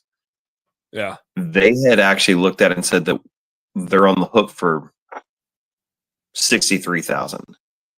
Unfortunately, the reality is one guy got a silly, dumb little injury. They've reserved $6,000. He has $200 in bills. We have another one where the guy used the pressure washer, mentioned possibly getting a lawyer. So now they have $20,000 associated with a claim that has actually produced only like $150. And then the guy who's legitimately injured, his is still ongoing. Like, so I'm actually being blamed for almost an additional $40,000 in expenses that are actually like, from a bookkeeping standpoint, that's where I want to talk to him later and be like, so you're saying 63 has been spent, but actually 27,000 has been spent. 60, another 38 could happen. It could. Good. but it's going to be more like 4 or 5. But now my premium has gone from $17,000 a year to $24,000 a year because of this. Yeah, we got dropped the minute we had a fatality. We had 100-some thousand in OSHA fines, which I didn't put that part in COGS just from a Yeah. like. Jeez, dude. OSHA is wild, man. Like I won't get into it. Someday, Andy and I, like Andy was running the business when this happened. I was in tears, but I can't imagine what Andy was feeling like. It was Tyler was our dude that passed away, and he was like our number 2 dude. Super good kid. Like it chokes me up freaking talking about it right now. Such a good kid. He was probably our safest fucking employee, realistically. I teared just like walking through my house one day thinking about it, like broke down. And I remember just like crying with Andy on the phone. I can't imagine how he coped with that. It was the worst, like being at a funeral for one of your employees with your coworkers and their family. And anyway, we're talking about financials. I won't give you a SAP story. Safety is number 1. Your production people need to know, and they need to be bonused on your cost of goods sold, and they need to be accountable for your workers' comp. And so in my mind, that's got to be in there because your office team isn't slipping and having a ladder land on their face. Or getting electrocuted like Tyler did. Like your office team isn't in the same danger. So I put workers' comp and cost of goods sold. And you could argue like liability and vehicle insurance should be in there too, because it's like it's still your techs driving around your vehicles. Like they're still the ones out there. God, we had Renee. We got Renee was employed with us for 3 months, and that guy like pissed in somebody's yard and got caught and I bet once a week we got a call about his driving. I think he thought he was in NASCAR. He did. It's in that performance pay. He backed into something at some point, and it raised our liability insurance. And so like maybe that you could argue that could be in cost to get sold. Again, I kind of like split the hairs, and I put workers' comp there and I put liability insurance down here. But here's the thing. And again, back to like how we measure this. Cost of goods sold is all of your production related expenses. It's the things where, when you go out to do Mrs. Jones's job, it's going to cost you this. Like I know when we do Rob's books, it's going to cost us a little over 60%. I'd need to get it below 55, like routinely. And that's, for me, it's a marathon, not a sprint. It takes a long time to get our team efficient enough to do that. And I will sacrifice our margin structure for quality all the time, as long as we're still profitable. Like we no matter what, we still need to ultimately be profitable. So I'm kind of borrowing from down here and paying it up here for now. I'd like to do some other investments down here, and I'll talk about why I call these investments in a second. I'd like to do some other stuff down here, and I'm doing some right now. Like I saw September coming based on our July and August results. Like I could kind of see where we were headed. So I made some benefit related decisions that actually lower our COGS a little bit, increase our fixed overhead, but I'm using the data to make these decisions. Again, like as business owners, it doesn't matter if you pressure wash, it doesn't matter if you bookkeep, it doesn't matter if you run a maid service, it doesn't matter if you're a freaking realtor, like I talked about earlier. You're in the business of making decisions, and this is your report card that tells you what's working and what's not working. And so we use it to make decisions. Gross profit, as a business owner, when you look at gross profit, your gross profit is how much money you have to reinvest.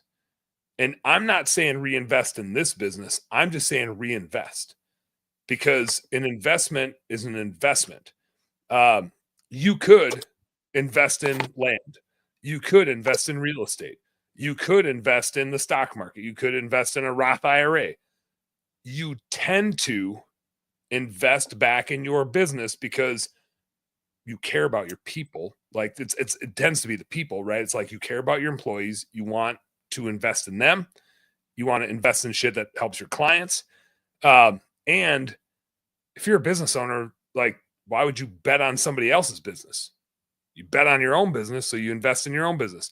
And I say the word invest obnoxiously too many times, because I want you to understand that when you spend money down here, below your gross margin, it's always an investment. If you spend money down here, it has to make you more money. If it doesn't, you need to fire it, right? You need to get it out. And I'm always very conscious of these, and you can tell like, I mean, and I called this COGS an investment earlier, and my business model is a bit unique because of how long I anticipate leveling up one of our employees to be like world class. I'm willing to pay for that, like education. I don't want to just throw them in and have them swimming and not executing at 100%. Like I want them to confidently kick ass. So I'm willing to suck at our COGS and have that be the thing that drives our business by having like really good execution and really good customer service, like from our team. And I can make up for it on our infrastructure. And we have the benefit, and maybe over time we'll like change some of these. Maybe I don't need to spend 8% on marketing. Maybe in our business, 13% is the right admin, right? Maybe I need 3% in fixed and 2% in variable. Like the business model plays out over time. Maybe our targets play out over time. But when I look at these investments that I'm making to grow our business, and again, this is a bookkeeping business, but I don't care if you're Rob running a pressure washing and lighting company. I don't care if you're doing window cleaning. I don't care if you're doing maid service or HVAC or lawn care or picking up dog shit. Your P&L is the same from a logic perspective. We all have these same investments, and they all flow in this order. The first thing when we do a job and collect some money, the first thing we invest in is some marketing to get some more leads to go get more work. Like that is a natural cadence. Always, forever and ever and ever. If we're trying to grow our business, we're like, hey, we did a good job. They liked it. We should go do more of that and get more referrals or run some ads or do more here. So we spend money on marketing stuff. And marketing can come in a lot of forms. And I actually had to chat with a client about this today because she was like, well, my Google Ads person is in there. I was like, so like, do you not expect to get a return on their labor? Right? Like they have to pay for themselves. If you're paying them money to run your Google Ads, your expectation has to be that they're part of the ROI. They're just an investment. If they suck at it, you would just do it yourself, right? You would just go figure it out. And our Google ads, the best place, or should you run local service ads, or should you run Facebook ads, or should you spend money on Nice Job or Sotellus or some other Google review software to get more Google reviews? Whether it's a software, responsibly to do better, like pricing and buying experience. There's software components to your marketing. There's labor components to your marketing for people that do Google ads for your social media stuff. Or if you hire somebody internally, they might fall into marketing if they're doing that sort of stuff, or door knocking or something like that. There's print shit, right? There's business cards. There's yard signs. There's trade shows. Andy, I saw, just did a bunch of trade shows for our high-rise business in Minneapolis. He got a booth and is doing a bunch of that. And there's just the general ad spend, whether it's YouTube ads or Facebook ads or Google ads, whatever it is. There's a lot that flows into marketing, whether it's direct ad spend, whether it's labor, whether it's awareness ad spend. I've talked about it on the show before, but we've spent hundreds of thousands of dollars on billboards in Minneapolis. I'm not saying you should do that. It's the thing we tried. And we went, like Andy went really hard at it. But marketing comes in a lot of shapes and sizes. But at the end of the day, and I didn't mention client acquisitions. Like if you go buy another company, you're acquiring their clients. In a lot of cases, if you have an existing business and you're buying out a competitor, depending on how you buy it, it might be just marketing spend, right? Because ultimately you're looking at buying another company as, well, I could go get another 1,000 clients by spending X amount on marketing, or I could just go buy this business and get 1,000 clients, or maybe they have 1,000 and I think I'll get 700 of them. Like it's just a client acquisition play. And then you can compare it to your ROI on the marketing that you actually have and say, should I go buy that business or should I just spend $100,000 on Google and see what happens? So it's an investment. It tends to be, again, I'm not even going to talk about what I've spent on this. I'm just going to talk about the logic of this for a second. So you spend money on marketing. You're spending money to get more leads. They're all, from a decision-making standpoint, it's all client acquisition related decisions is what falls into this bucket. Well, it tends to be as you do more marketing and you get more leads, and Mitch chimes in here. Mitch Wood in the house, Power Wash Bros. Mitch, jump over to the Best Damn Bookkeeping page, Facebook page, and chime in there, because then I got my phone up here and I can see you chiming in because I got that feed on my phone. But if you do it on the Best Damn Bookkeeping page, then I can like answer questions and put them on the screen and all that sort of thing. So do that for me, brother, if you get a minute. If you get more leads coming in, it creates another investment that you need to make, another problem you need to solve, which is now you got more leads to do with, more phone calls, more emails, more follow-ups, more transactions, so more bookkeeping, more routing of these jobs. And so you need administrative help. So administrative overhead, or administrative OH, as I show here, is it's like your people infrastructure. It's all the people behind the scenes working on the business. A lot of times as you guys scale your businesses, it's you as the business owner. It's your VA or your office help, VA, virtual assistant, if you're not familiar with the acronym. Is your bookkeeper, it's your CPA, it's your accountant, it's your, if you have like business coaching or consulting, we put that in there. It's all the people helping you figure out how to run the business better. They're not out in the field. They're in the office. They're behind the scenes. They're digital. They're remote. They're helping make sure all the boxes get checked and the business runs smoothly behind the scenes. So that's like your people infrastructure. And I'll digress for a second, and I'll just say, as you scale a business, that is the hardest damn part of running a business. And it's goofy because as you start adding administrative resources, you're like, holy smokes, this makes life so much easier. I don't have to be the one to answer the phone. What's that? And expensive. Yeah, I mean, it can get expensive, and it's hard. It's hard to tell if they pay for themselves. Again, this is just some cold shit that I'm going to spit at you right now, which is they're just an investment, and if they can't pay for themselves, you need to fire them. If we at Best Damn Bookkeeping, if you're a client of ours and we don't add enough value to pay for ourselves, you have to fire us, right? Like, we are an investment. We have to be able to pay for ourselves. If we can't give you the data to help you run your business better and pay for ourselves, don't use us. Go find something that's more cost effective. The same thing if you have a VA, if you have an office manager, if you have a salesperson, they have to be able to pay for themselves. We're all an investment.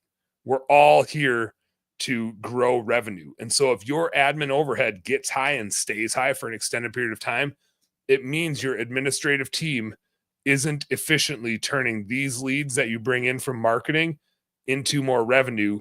And so either like you don't have the right incentives for them, you don't have the right people on the team, you're not getting the right leads, or you got too many people. And administrative people are really good at doing this thing called like job preservation or job security creation.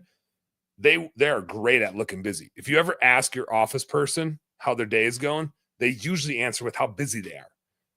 They don't answer with, I've made us this much. Right? And so it's really important that you help connect the dots for them to say, like, your purpose here is to protect our, like, grow this revenue number and lower this cost number. Like, just like mine is, right? We are an investment in the growth and the health of our business. It can't be absurdly profitable or it kills its own self, right? Like, if it's too profitable, everybody quits because you're not investing in the right stuff. But like, staying close to these targets is really important, especially for admin. I should point out part of the reason I call these investments is because with an investment, it's okay if you're high, not like stoned, but it's okay if you're spending more than these targets, because in an investment, you always spend more first. Well, right? Like if you go ahead. But it's that was the intent. That was the goal. You know, the goal wasn't to have as much in car payments as I have right now, but like, if the goal was to go red on marketing because you needed to buy a market, funny, I was talking with Taylor Medlin today, and you know, he's the guy, he was coached by Michael Gregory at one point, and his marketing was 25%, or he spent like $200,000 to do $1 million, which is insane. But then, like, he's wired differently. Like, it's fun. Like, I saw him calling today, and I was like, oh, this is gonna be great. Like, dude, it's gonna be fun. He lives in, his mind is in a different world than the rest of ours. It is. It is, and what's his risk. He's so risk averse, but also like, it's fun because he's like not risk averse. Like the rest of us are like, 10% marketing. He's like, full send. Let's go. I got an idea. We're going for it. that's where like he's talking about. He's like, dude, he's like, I spent $40,000 on Google ads, and it's like, well, when everybody's always like, Google ads don't work, Facebook doesn't work. Like, how much did you spend on it? Well, about a week and $500. Oh, and Taylor's like, well, I spent 6 months and $500,000 on this, so to prove that either I did it very poorly or it doesn't work. So hey, we've learned. Yep. And he did the same thing with print. He did the same thing with print. Like he's always like, I'm gonna prove it one way or the other. Oh, like, that's right. He said, what did he spend, like $100,000 worth of print? And it's like, yeah, anything will work if you throw enough money behind it.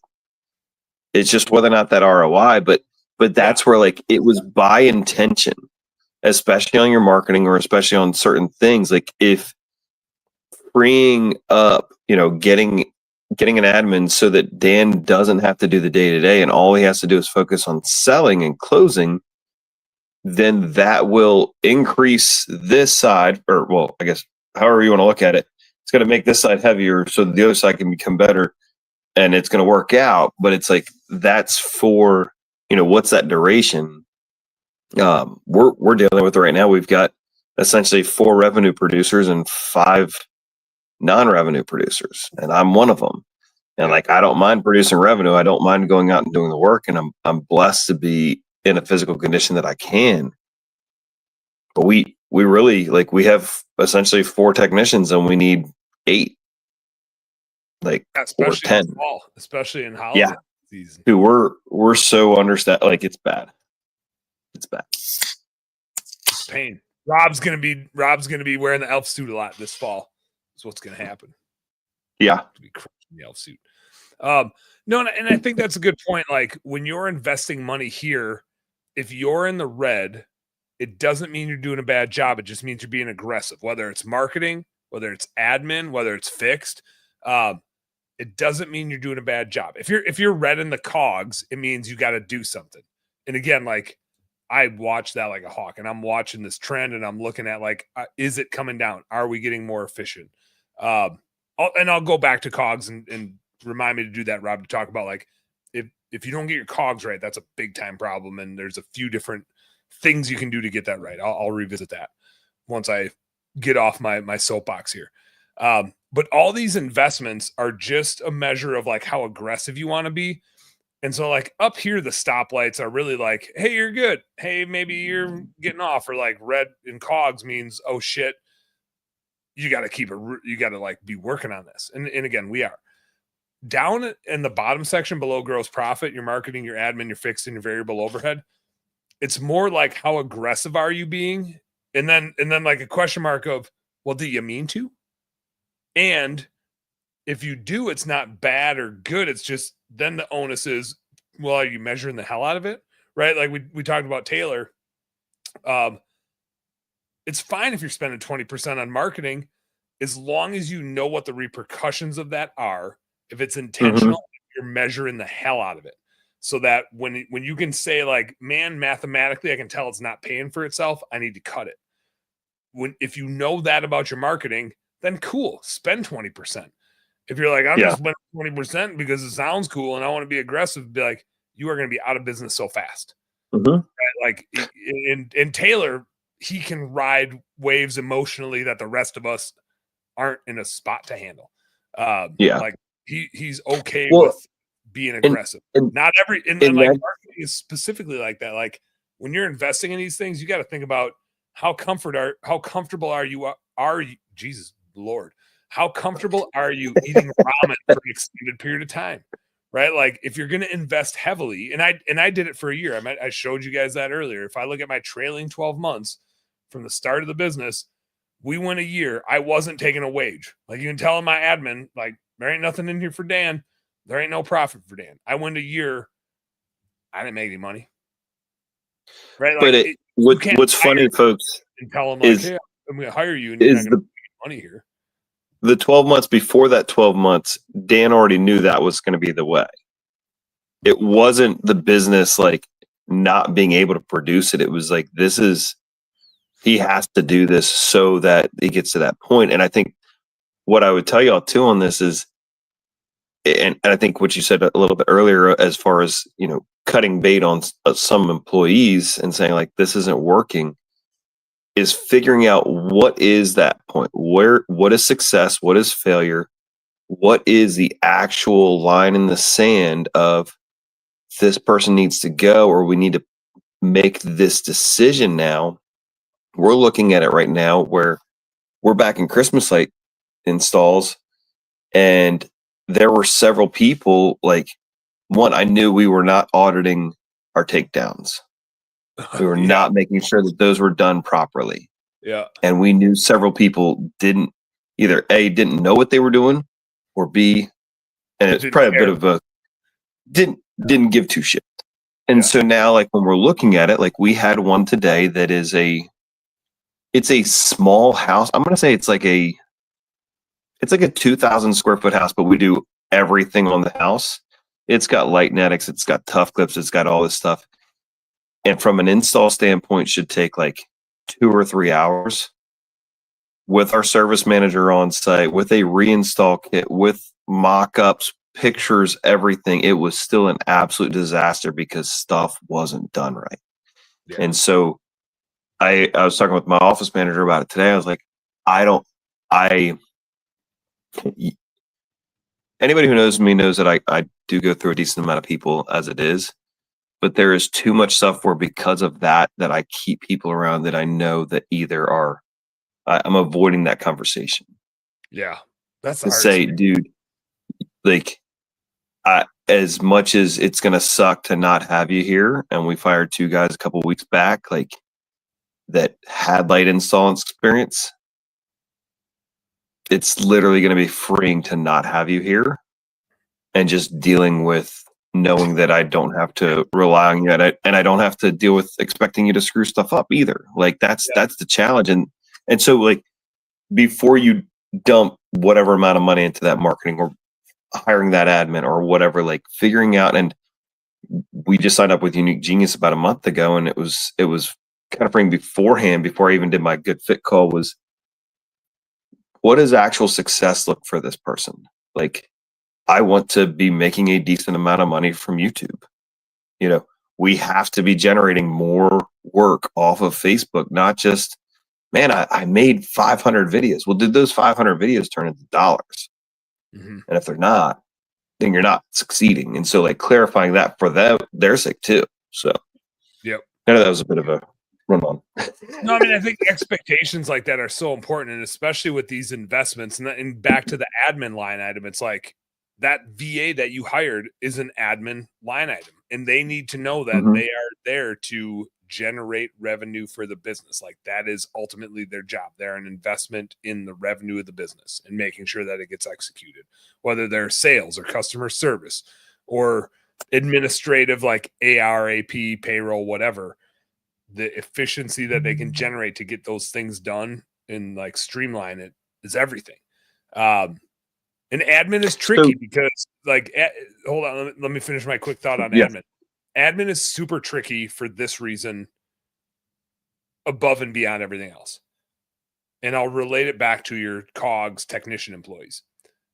When you have somebody in the field, you can tell today if they did a good job. You know today how fast they got their work done and if Mrs. Jones was happy. Your admin person, and you especially, like, as the business person, man, it takes like months to know if you're doing a good job. Like, the things you're working on and the things your admin team is working on, like, maybe if it's a customer service person and you listen in on some calls, you can tell pretty quick if it's working or it's not working, or maybe it's a salesperson, it takes a month. But, like, today it's way harder to tell if they did a good job or not. And so because of that, we tend to keep admin people around longer when they're underperforming, because they still insulate us. Like, they make our life easier, and so we justify them and we'll hang on to them, and not because we don't have a great way to measure them. We just don't. Not the same way we can measure technicians with production rates and so forth. And so I really value looking at this admin percentage, because really quickly I can see, like, are we good or are we not good? And if we ain't good, then I got to go talk to my admin team and say, hey guys, we ain't good. like as a group, and like in our business, there's 4 of us. I have 3 people on the Unique Genius team. One is my admin, one is like our company admin, one is an auditor for us.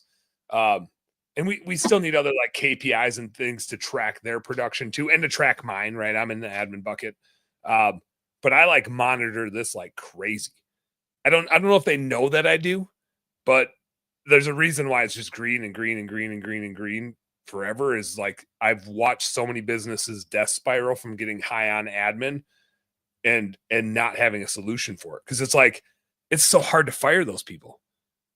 We can't. Like we're like gun shy of letting them go because they insulate us and we like them. I can't put specific words to it. I'll just say it's way easier to let a technician go than to let an admin go. I don't know why. It just is. No, I mean, but it really and truly is. I mean, like, as you're saying this, I'm thinking literally like, what if instead of you got an hourly rate, like, hey, here's our total amount that we can spend on admin. Like, here's 15%. So you want an assistant, either your wages are going down or you need to find a way that we now increase productivity and revenue by 30% so that justifies it. And like that's been our struggle too, is like right now we get into Christmas light season and yeah, we do need an office assistant. Or we have in the past. Right now our office manager is handling it all, but like it gets busier and busier and busier, and then it's going to get to an overwhelm point. My question before was going to be for somebody like Jairus, Jai guy, the Jisis. Would you put him into marketing, or is he still admin overhead? In mine, he's in marketing because he deals specifically with social media and podcasts. Like he doesn't help Best Damn Bookkeeping run our business at all. He only works on home service, happy hour, podcast stuff. So he's in our marketing for us. Gotcha. Like he's solely social media and podcast focused, which I view as a marketing activity for us to create more engagement and leads over time. So let me crank through these and I'll talk about some of the trade-offs of like if you're high here, high there, and kind of how I think about ours. Then we'll wrap this baby up. So admin overhead again is your people infrastructure. And again, these like, sorry, this took us like 30 minutes to get here, but as you work your way down, 30 minutes. Dan, we're at an hour and 50 minutes. We're at an hour and 50 minutes, but it was 30 since I think I started talking about these investments. Excuse me.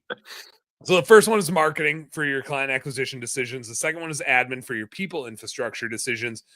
And then it just tends to be as you're growing this business and you have more people infrastructure, your business is getting bigger, it needs more physical infrastructure. So we call that fixed overhead.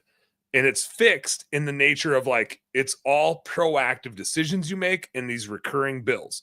We got a good Rob story we can interject here with the rent he used to have to pay and like how to think I'm still getting invoiced for. Yeah. And how to think about these investments. Cause again, these are all investments. They have to help you grow your business. The challenge with fixed overhead, it's stuff like rent, liability and auto insurance, utility bills, internet bills, interest on loans. The problem with this investment, it's like an investment to grow into. It's not an investment that can grow your business. So it's this like infrastructure you put in place with the intent to grow into, but none of these fixed overhead investments are actually going to grow your business. It just creates the space to grow into. But if you're not willing to spend the money on the marketing and the admin to grow your business, like those are the things that can grow your business. If you don't invest in those, then you just end up with all this infrastructure that Mrs. Jones is your client.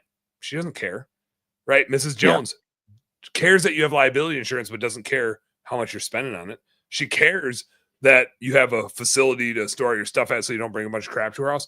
She doesn't care if it's $5,000 or $1,000, right? She doesn't really care about what you pay for your internet. She doesn't really care about whether you use T-Mobile or Verizon. So you have all these things that can't translate value to your client, and you're stuck paying month after month after month for them. And the worst part about fixed overhead is whether you do $0 of revenue or $500,000 of revenue next month, those bills stay the exact same, right? Like give or take, they fluctuate a little bit. But it's just always a reminder. And I brought Rob up because he's here. But Rob rented a big facility that was a really high percentage of rent, and it was a good location and had a sign, and there were some like valuable traits to it that you could distinguish, like, that I gave it so that I could justify it in my mind that it was a good decision. And like it could have been, right? Like if you could have pushed the pedal down in a way that like tripled your business and grew into it, like it could have worked out. But the hardest part is when you have a big rent bill, it here's the thing, it robs you. Get it? See what I did there? I used your name. And could you repeat that? I didn't quite get that. Were you talking to me? It robs you. It robs you. Yeah. It takes money out of the things that you could spend on growth, the marketing and the admin, and it just sucks it out of your pocket. Well, and just a side note for anybody, like I moved into that. I moved from my backyard, moved on to, we have two major highways, Route 50 and Route 13. And I try to justify as part of it, like, whoa, we'll get so many people see us. It's like the equivalent of spending, $500, $1,000 a month of my rent as marketing and being a big billboard. And where we were was a busy corridor, and just because we were on the main highway doesn't mean that anybody paid a damn bit of attention to it. Where we are now, there's a roofing company about a mile from us. When you say where you are now, are you talking about the cornfield next to you or the woods next to you? Like, yeah, exactly. Like we are the thing that you see, especially when we put, the abominable snowman on top of our roof. Can't miss or it. the Omni lights on the front of the building, and we're going to put some more on the rest of it, or our big digital LED sign. Like, it was a good lesson that I'm going to be paying for a while. And as Dan said, like, I kind of also went into it, and I am not blaming AC Lock here at all. He made a good point, though, that a goldfish grows to the size of its container. And the thought that, if you'll grow to that size, and we just didn't. We looked at so many other shop spaces that it was like, cool, we can fit here now. Next week we'll need to move. And like, we didn't end up growing in revenue to where we needed to for that place to make sense. And yeah. There's a couple things that I see that happen. This is worldwide. This is not. I should have shown you that shop, by the way. That would have been fun to be like, yeah, this is how ridiculous it was. I never did get to see that shop, but I remember we were doing your books when you started renting it, and you were like getting signed and all that stuff. This is like a public service announcement, which is you won't fit into the size of your bowl, as Rob found out, because it takes a lot of investment. Like if your bowl costs so much money that you don't have money left to spend on the things that actually grow your business, like you can't just say you'll grow into it. That's not reality. Like your business doesn't grow itself. It grows because you spend on employees and spend on clients. Those are the two. Recruiting and marketing are the two things that grow your business. Rent doesn't grow your business. It's not like love AC. He's smart, but that ain't true. And I also just got to point this out. This is just a universal truth. If it rhymes, it doesn't work all the times. All right. Like people love sayings that rhyme, but like stop doing that shit. It doesn't mean anything. Stop saying things just because they rhyme. Like it's just a saying. Use your brain, damn it. But I do like if somebody posts something that rhymes and they try to act like therefore it's true. I'd love to be the jackass that posts, whatever social media platform, and if it rhymes, it's true all the times. And I hope that they understand that I'm giving them a lot of shit for being a jackass. That's what I'm trying to do. And just bringing back to fixed costs. And I know, like, obviously admin overhead, but like when I look at that, we had to go through that with our team at one point, and like I had to lay it out, like the office manager's salary, the two salespeople that we had back then, myself, there was our service manager, our rent, our Conquer monthly payment, utilities, and I was doing another coaching thing that I was in. We were at $34,000 a month of just fixed shit. Of just stuff that as you said, if you did no revenue today, this bill is still due. And granted, if there's no revenue, then probably the 2 sales guys are getting fired. But all those things to understand, and explaining to your team that's not paying for a single technician. That's not paying for a drop of gasoline. That's not paying for any bleach, pressure washer hose, or whatever else. No ad spend. So You ain't got no ad spend. You ain't got no you knowing that, okay, hey, it's 35 grand before we break even on our overhead, which means that we need to do 65,000 to actually see a dollar of potential profit. And even at that point, we're probably at 70,000. So it's like, hey guys, so when we do that $95,000, that means that we covered what we needed to do, and we're walking away with maybe 20 grand. And not Rob is buying a boat this week or a hunting cabin. This week's episode of Rob is not buying a boat. Here's the story. Yeah. This episode of Rob does not have the money that you think I have. Yeah. I mean, in business is just so up and down like that. And we're all going to make these investments that don't pay off. And I think that's the important thing to keep catching here, guys, is oh yeah, these are always investments. You're going to get them wrong, man. If you go invest in the stock market, you're going to get investments wrong, and that's fine. You're on a journey. Enjoy the journey. Be okay with being wrong. I'm a diehard bow hunter, and maybe once a year out of 50 sits in the woods, I kill a big buck. I fail 49 times to go get what I'm after, and sometimes I fail all year long. It's fine. It's like an investment in my sanity. But all of these things, again, these are just investments, and fixed overhead. Again, it's the one investment that can't help you grow. This is who we're talking attrition.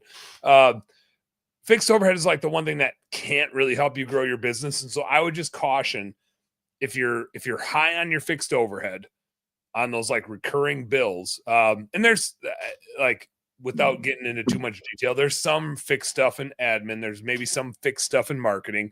If they fit better there, they will put them there. If they're a marketing software or an administrative, Rob mentioned salespeople, there might be recurring bills that land here because they're part of this decision process. This is a trickle down effect. If they're not part of your client acquisition process, well, are they part of your administrative infrastructure? If they're not part of that, well, are they part of your physical infrastructure? So it's kind of this filter process as it feeds down, and whichever one catches them first is where they fit. The fixed overhead is just the stuff like rent, utility bills, insurance, interest on loans. It's all the stuff that Mrs. Jones does not care about when she hires you. And so it's just risky to be high on because it can't help you. It's the one investment out of all 4 of these. It's the one thing that actually can't help you grow your business. Variable overhead actually can, but it's still the catch-all of everything that's left. And it's the catch-all because it's all frugality type of stuff. It's all opportunistic decisions. Whereas fixed overhead is all proactive. We're going to shop this around and lock it in, rent, insurance, our phones, whatever. Then we're going to live with the bill. Variable overhead is all stuff where it's tomorrow we can stop spending money on that if we really wanted to. It's meals, it's entertainment, it's employee engagement, it's recruiting, it's travel, it's not dues and subscriptions, but events, education, events, leadership training. It's repairs and maintenance. And I put repairs and maintenance down here because it's not cost of goods sold. It's not something where you go to Mrs. Jones's house and you're like, oh, need an oil change. We did Mrs. Jones's job again. Darlene, I wish Darlene is still posting on my personal feed, and she just said, cut a bitch. And I'm like, man, Darlene, I wish you would have put that in the feed because that deserves to be on the screen so everybody can see it. Darlene. Come on, Darlene. Get in the best damn bookkeeping feed so I can put your comment in there. Go in the best, Darlene. Go in the In- best. In honor of AOL shutting down, in the AOL Instant Messenger chat days, you would have been warned to the point that you couldn't send any messages. So just want to throw that out there too. Thank God for that. or thank God that doesn't exist anymore. I don't know. Oh dang, there's all kinds of comments in here. I'm gonna get back to those in a second. How did I miss those? I just totally whiffed on those. Darlene said, I thought I was. All right.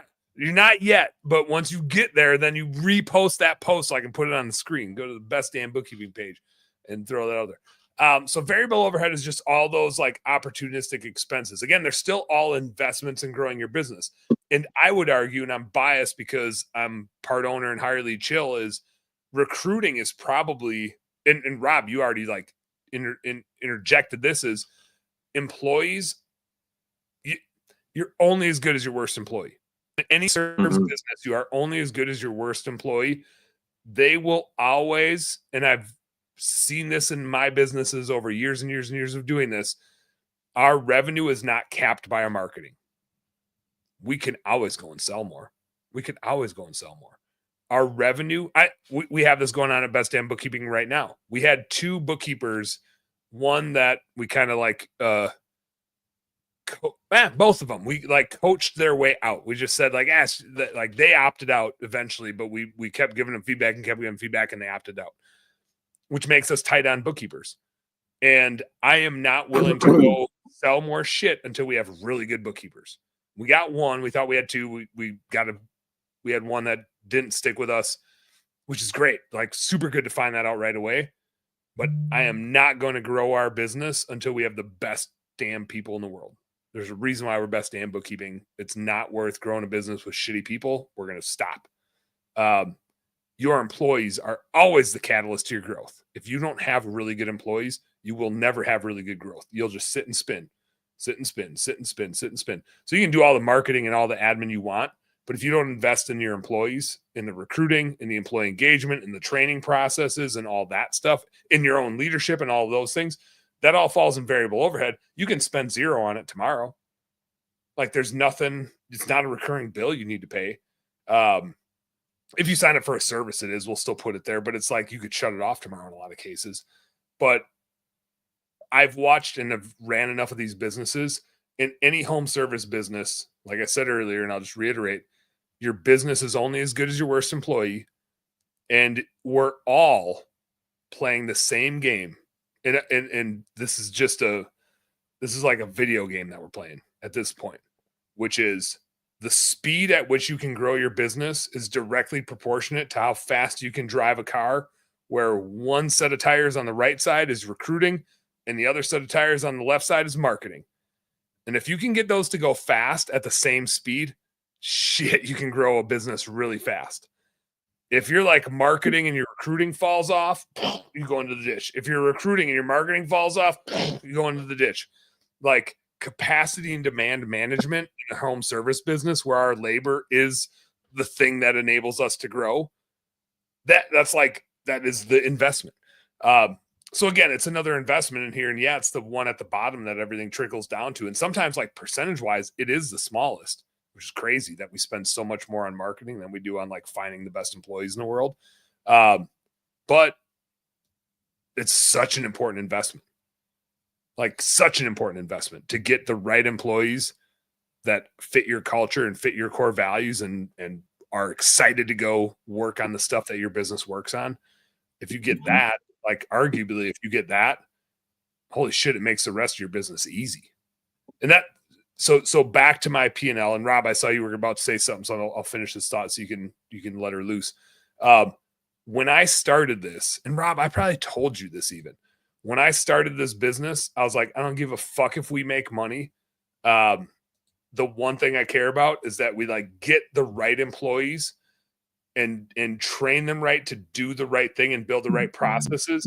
And I just trust that these things up top will figure themselves out. Like, I didn't know how long it was going to take. I had a budget that it was going to take 3 years. I figured it'd be 3 years for us to get to $1 million and be profitable. And in reality, we ended up doing it in 2 years. Like I said, we're at basically $1 million pace for a recurring service business. But the priority has always been, we have to get the right people. And if we get the right people and like train them up right, the rest will take care of itself. Like the rest are just results. And so that's been really important to me. And you can see, like I said earlier, my COGS has been high the whole time. And it's just because we've said we have to make sure we like train our people correctly. And training is a cost of goods sold expense. It's a production delivery expense. We got to give our team time to like be proficient. And we're finally getting there after 2 years. Like this is the first month we've had our COGS even close to 50%. And it's still biased because again, it's a 4 payroll month. I got other thoughts on like how to manipulate some of these or how to think about when things are high. Let me do this, Rob. Again, I know you got a thing you're gonna say, but I got these comments. Rolling in. Darlene, you just recommented on my post on my personal page. She said, "Hell's yeah, boom!" But it's still on my phone. It's still not in the best. Listen. Darlene will close her phone later tonight, and then tomorrow it'll be better. But we won't be talking anymore. Yeah, or will we? I wonder if she needs to get on the like in 56 minutes, man. I'll be up. It'll be tomorrow. Darlene's a smart cookie, so I don't doubt she's like changing stuff on her end, but for whatever reason, Facebook is still like routing it through their way. Mitch Wood says, I made the exact same exact mistake, Rob. I got a garage next to a busy highway. I completely lost my butt on rent over 4 years. Yep. Wish I would have never done it. It's tricky, man. Like Rob and I, AC knows his shit. Like AC is a successful business person. Like it's easy to say, it's cliche and it's easy to say like build it and they will come, right? Well, they won't unless you give them a reason to come. The build of it has to do a certain thing, and renting a shop for a power wash business doesn't attract clients. It's not where they go. They don't give a shit about your shop. They do, like it's still impressions and being seen. And yeah, I did. I'll remember in like another 5 seconds. I'm working on ChatGPT though right now, making that picture of the badass vehicle that has recruitment and marketing on it right now. Unfortunately, though, it's got recruitment as the front wheels and marketing as the back wheels, which I guess really it should be kind of switched around, because if you don't have the marketing, you could have 100 employees, but you ain't doing jack squat. Well, I mean, you could have 100 leads, but with no employees, you ain't doing jack hold on. either. It actually made me a second picture. Oh, I like that car better. Well, while you're working on that car, let me hit these. Nick Judge says hunting in the wrong spots is in regards to like what you're focused on, right? Which is kind of the same analogy. And Mitch said, Dad and I hunted for 4 years and didn't kill a single deer or turkey. It was wild. So kind of, Mitch sounds like the opposite of wild. Sounds like it was very domestic. Didn't kill anything. But they kept going to the petting store and just didn't find any deer or elk there. That's right. But I think, I mean, like I talk about all the time. Every time I do a hunting or fishing trip, we usually do a recap podcast episode, because those activities are so aligned with what we do as business owners. It's like struggle, endure, fail, terrible conditions, bunch of hardships, figure something out, maybe or maybe not get some success, right? It's so much like running a business, and it's so attractive to business owners to participate in outdoor hobbies. Like there's a reason that so many of us love to get outdoors, because it's like a thing we're wired to do. We're totally wired to like put ourselves in uncomfortable situations and figure things out.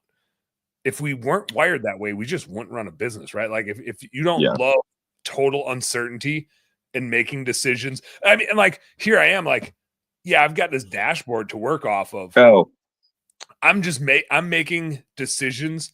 I don't know what the right thing to do is. And when I was in the Philippines at the Unique Genius Summit, I was like talking to all the accounting folks, like ones that worked for us and ones that worked for other people. And I was like adamant about reminding them. Maybe I wasn't even reminding them. Maybe I was just teaching them that when you're talking to your client / business owner, you always have to remember that we don't know what the hell we're doing. Like, we're relying on you as the finance person to help us figure out what the hell's going on. And there is no right decision. Not to say that we don't have an idea what it is or where we want to take it, but we don't know. Nobody knows. There is no right answer. It's like politics and religion. There is no right answer. We don't know. And it's okay to not know. We're all just trying to do our best. And so we rely on our financials and this type of data to help us get a little bit closer to figuring out what the best course of action is. It might not be right. We might go pay way too much in rent for a facility that doesn't help us grow our business because we don't know. We're just trying some shit. And we got to try something because we're not just going to sit here. Like, we started this business. We're growing this business. We want to have some fun. We want to enable some people. We want to help a bunch of people. And so we're just going to try some shit. But the numbers make it a little bit better to know sooner rather than later if it's working or not working. Or in Rob and your rent example and Mitch's example, it's like, if we're going to go rent that facility, at least we can plug it in here and say, if I am going to go pay this for rent, it's going to take my fixed overhead up to this, which means my percentage is going to be, 10% versus a 4% target. And therefore I got to like 2.5x my revenue to get this back in line. And so am I going to be able to do that? Like, what else am I going to need to spend on marketing and admin to 2.5x my business to get there? Like, it can paint the picture. We can use this to give us some of that data. It still doesn't tell us the answer. Like, ultimately, as the business owner, we got to decide the path we want to proceed down. This just tells us which paths we got to worry about. So what you were saying earlier, as far as the whole not worrying necessarily about making a profit and taking care of the business and like how that was going to take care of itself. I worked for Outback for 5 years, and basically one of their core values was just take care of the institution of Outback and the people of Outback, and it will take care of itself. Like, if you're so concerned about the brand of Outback, and again, I'm just trying to get all the copyright infringements out tonight, y'all. But it was one of the fun parts, like, for a corporate restaurant to say, dude, hot dogs are not on the menu. We were in a shopping center that had a food line. If somebody's losing their mind and their kid needs a hot dog, go over and get hot dogs from Food Line and figure out, what do we need to charge them? Do we need to charge them $9 for a hot dog because the whole pack of hot dogs is going to need to be covered here? But like, how do you find those ways to empower people? What do we need to do long term to make this work? What will we need to invest? How will we need to take care of people? How do we need to treat that client to have that long-term success? What does that look like? If that's kind of your guiding principle on it, then like, how does that change the rest of your decisions? I think that's such a good example because it's so easy. I mean, especially when you're a small business owner and like, this is your livelihood. I think it's super important to point out. Super important. How many bush lights am I had over here? How many bush lights am I in? I've just started my first one. Okay. Oh, dang. I've had 3 tall boys and I'm almost done. And that was after some tequila. So we'll see how we fare. Oh, you're ready to go. You're ready to go. Yeah. I'm keeping pace. I think it's super important to point out, I got bought out of my last business. So I had some runway to deal with, which made it a lot easier for me and I've run these types of businesses before. So I had a lot more confidence in what I wanted to do in what order. And I had the cash flow to enable me to not need to make money, right? Like, there's a mathematical truth that the more money you need to make early, the less your business is going to grow. It just is. Like, your business needs money to grow. And if you take money out of the business, your business isn't going to be able to grow. And so I mentioned this when we were talking about Taylor, like, that dude is prepared to live on ramen for an extended period of time that most people are not comfortable with. he will live poor for as long as it takes to pursue crazy big dreams. It's admirable. It's insane. It is absolutely, truly insane. I've never and worked. Like, Dan, yeah, you're crazy. I'm crazy. And then we're talking about Taylor, and we're like, dude, you're nuts. That dude's nuts, man. I mean, in like a great way. Like, it's amazing though. Like that's what's fun about, like, that's what I like about how we've networked with people and like get to know different people. And again, I was having an important meeting today, and I saw Taylor calling, and I was like, hold on, just want to make sure. Yes, this is the Taylor that I think it is. Okay, what's up, dude? Like, let's chat. This is going to be some fun stuff. And yeah, it was a good call. Hell yeah. But it's like, you got to figure out where you are on that pendulum of like risk aversion. I knew I had cash flow from being bought out. My wife is still our sugar mama. Like, my wife will out earn me for a long time. And so it's just not, I have the luxury of, we don't need this money to survive. It's just, I want to grow the best damn bookkeeping company. It's not an accident that I named it what it is. I'm very committed to that. And if I grow a $20 million bookkeeping business or a $200 million bookkeeping business, and it makes okay, like, it has to be profitable, because otherwise, what the hell are we doing here? But if it's okay profitability, that's still great for me, as long as the employees are super well taken care of and are super happy, and the customers are super happy. Like, it is here to serve them. It has to be profitable, because otherwise I would just go invest in the stock market, right? Like, there's this give and take there. And there's a reason why I'm not shooting for 20%. I don't care about 20%. I don't need 5% more money of millions and millions of dollars as we grow this business. It just doesn't matter. You just need enough dollars to get some bush lights. We need some bush lights. We got to be able to buy some night crawlers when we want to go fishing.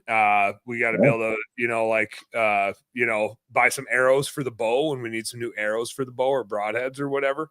Need to travel a little bit to go see Rob and the fam and get to some conventions and help some more people. But I think it's so important when we look at our data. Like, again, it's a marathon, not a sprint. It's in a way, it's all an investment as a business owner. And so we're just a steward of this money, and we're trying to make the best decisions possible. And the reason I like to measure it the way that I do is because it really quickly tells me what's working and what's not working. Let me do this. I'm gonna finish with like a crash course in how to think about your books. If you're a client of ours and you've ever had me scrutinize your P&L, you've probably already heard this, because it's the same shit over and over again. So I saved the best for last. If you're high on cost of goods sold, like when I look at ours, yeah, September was fine. Again, I don't give a shit about September. September is 1 month. It doesn't mean anything. I'm looking back at how have we been doing, and we're high on cost of goods sold. If you're out there and your cost of goods sold, the cost of production, the direct costs, the labor, the materials, the supplies, let me just point out, if you are a producer in your business and you are not on payroll, your cost of goods sold is wildly inaccurate, because you're not paying your most expensive employee, which is the dude in the mirror, or the gal in the mirror. Like, put some of that in, because your COGS has to represent the cost of what it would cost you to pay everybody to do everything from a production standpoint. If you're high on that number, it's like one of 3 or 4 things. You can freaking write these down. If you don't catch them as fast as I say them, rewind whatever you're watching this on and write this shit down, because it will always be this. Either, number 1, you're not charging enough. And you might not be, you might be thinking you're charging enough because you think it pays you enough. Never price based on your cost. Price based on what the market is willing to pay. Like, your price is a reflection of what pressure washing costs. Your price is a reflection of what maid service costs, what HVAC service costs, what bookkeeping costs. It's not a reflection of your expenses. Your expenses are a reflection of how you manage a business where the price in the market is X. But don't charge less just because you don't have the infrastructure, or you don't have the marketing, or you don't have the admin team. Charge what the fucking market price is. Like, don't be the $99 guy, or, whatever. Charge the market price. Because if your COGS is off, especially if you're not taking a wage, your COGS is definitely off. But if your COGS is high, if you fake a wage, right? If you said, I got to make $5,000 a month, put that into your COGS and then see if you're above 55%. If you are, well, shit, if you're doing Rob's business and you're pressure washing and lights, 45%. Percentages change. Hit me up if you need help with your percentages. I've got all these for all your different industries. Point being, if your COGS is high, number one, you're either not charging enough. Number two, you're not efficient in your production. Like your crew isn't efficiently producing, so it's costing you some. Number three, you could have this is like 2.5 maybe, is you probably have a mismatch between how you price your clients and how you pay your employees. Meaning, if you price your clients and say, hey, Mrs. Jones, we'll do this job for $800, and you tell your employees, hey, I'll pay you guys $20-$25 an hour, you're hosed. Because you just locked in the price you can charge, and your price that you're going to pay to your employees is floating, and you have all the risk. And when you have all the risk and your employees are paid hourly, they're incentivized to make jobs take longer, and therefore your COGS is inevitably going to be jacked up. You have no control over it. You have all the risk. If you're going to pay your employees hourly, you better fucking charge your customers hourly. If you're going to fix price your customers, you better use pay per performance to pay your employees so that they share in the risk with you. They have to match. And so if your COGS is high, that's like the first thing that I say is like, you might have a mismatch in like the risk profile of how you price versus how you pay. Those two mechanisms ought to be the same. They need to be the same, or you're running a shitty business. If you have a lot of turnover, that's the last thing. If you have a lot of turnover, your COGS is going to be high because you're constantly trying to train new people. Mine is like a hybrid of that, which is I don't charge a shitload. I intentionally don't charge a shitload. My most direct competitor, most cases, charges 25 to 50% more than me from like when I compare. Totally okay with that. I could raise my price for sure. It's really important to me that my pricing is really fair and the mechanism to how I do it is really fair, and that my pay to my employees is really fair. And so I'm like constantly, it's such a gray area. I'm constantly judging, is my price fair and is my pay fair? And I do a pay per performance. So like the two have to go together. If I don't feel like I can pay my employees enough, I have to charge my customers more because that is the mechanism to get me to pay my employees more.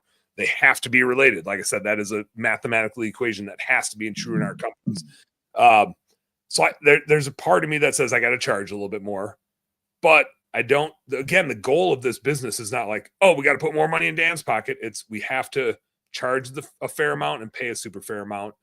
And so we have to create some efficiency. So we got to get some better tools to be faster, to be more efficient, so we can work on more stuff and create more revenue so we can pay people more. We just put in place a new CRM, and that costs us more, but it actually costs us more in fixed overhead. Like it is an infrastructure investment, but it'll super enable our team to be more efficient. It actually takes away the merchant processing fees, which is FYI, Rob, you got to put us on ACH because it's going to pass through credit card fees if you try to pay us. Because that's part of our cost of goods sold is like we're paying all these merchant fees. I mean, we're paying $3,000 a month in merchant fees. When are we all gonna like? When is that revolt gonna happen? Is that this year or next year that we're all gonna say finally, like, this is ridiculous? I don't know. I think it's not. I don't think there's gonna be a revolt. I just think there's not gonna be like the reason the fees keep going up is because every Capital One and Chase and whatever is like fighting over rewards points.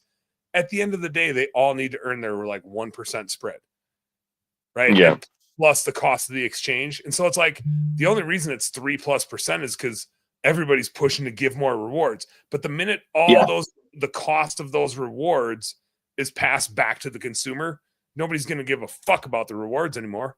Because who gives a shit about 2% when it means you got to pay 3.5%? So everybody's getting like just get rid of their rewards. Like they're not going to focus on the rewards anymore. They're gonna be like, well, I don't want the merchant fees. I'm gonna pay ACH, and everybody's rewards are gonna go down, and the market for rewards points is gonna not be a place to play. It's not gonna be a thing.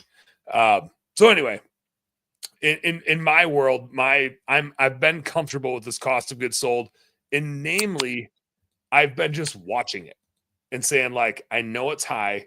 I know we're not making any money, and I know why we're not. And I'm okay with it because I want to make sure that these people that are in this cost of goods sold are happy, and that my clients are happy with them, and that they're crushing it. And I know what they can handle. and I know we'll get them all efficient. But for the longest time, like if you looked at our team, we'd have 10 people on the team. 5 of them would be in training. Right? Like, yeah, there's no money to be made. Now we have 20 plus people. We still have like 3 or 4 in training. And it takes me like 6 to 9 months to 12 months to get people like really stocked up and like crushing it. They can do a good job, but they can't do it for 50 people. They can only do it for 30. And it takes a while to get them like a full boat of clients to where they're super efficient. So I'm okay with it being high as long as it keeps working its way down. Part of it, I won't say it's turnover, but it's the cost of training for me. Again, it's a bit more of an investment for me because of that timeline. And I should charge more. Like I should charge more for the benefit that we bring.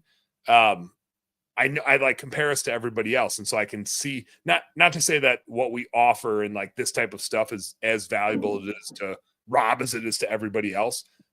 You all still need to decide like what's valuable to you, but that would be the only other thing is I could raise our prices more to get this in line. It's just not important to me. I think we can get there with efficiency and better tools like a CRM. Another thing I did, and this is the thing you guys can all do too. If you have more than like 5 employees, depending on who you work with, you can do a Section 125 health plan. We used the Champ plan. I think they want 10, but they took us with less than 10. There's some, and I've had Josh Smith on my podcast before, and he does the same thing for 10 or more employee companies. If you get on a Section 125 plan, they get like health benefits, and it's like an Obamacare thing where everybody gets a reimbursement. The company does too. And you all pay less in payroll taxes. That actually saves money on cost of goods sold. And frankly, it saves money on fixed overhead too, because you get this like benefit reimbursement thing. And it's just straight, like you get, for the right employees, you get paid back money. It's freaking nuts. It seems too good to be true. But we just enacted some of that. We enacted some healthcare benefits, which I put down in fixed overhead because it's an infrastructure thing. But again, it saves us on like payroll taxes here because it's a pre-tax thing. We did a 401k, which again, if people contribute, it's pre-tax money, saves us payroll taxes because their wage looks lower, and therefore like it's savings up here and money's going out down here. So there's some like mathematical things you can do there. Again, like we have room down here. When I look at this fixed overhead, it made a lot of sense for us to do a new CRM. It made a lot of sense for us to offer some benefits that land down here and are just like extended for everybody. And in a funny way, actually, like even though we're doing it for our employees, it's really part of the infrastructure. It's not part of the delivery for somebody like Rob. So it doesn't impact our COGS. So again, if your cost of goods sold are high, it's your price. You need to charge more. It might be a mismatch between how you collect, like how you charge Mrs. Jones and how you pay your employees.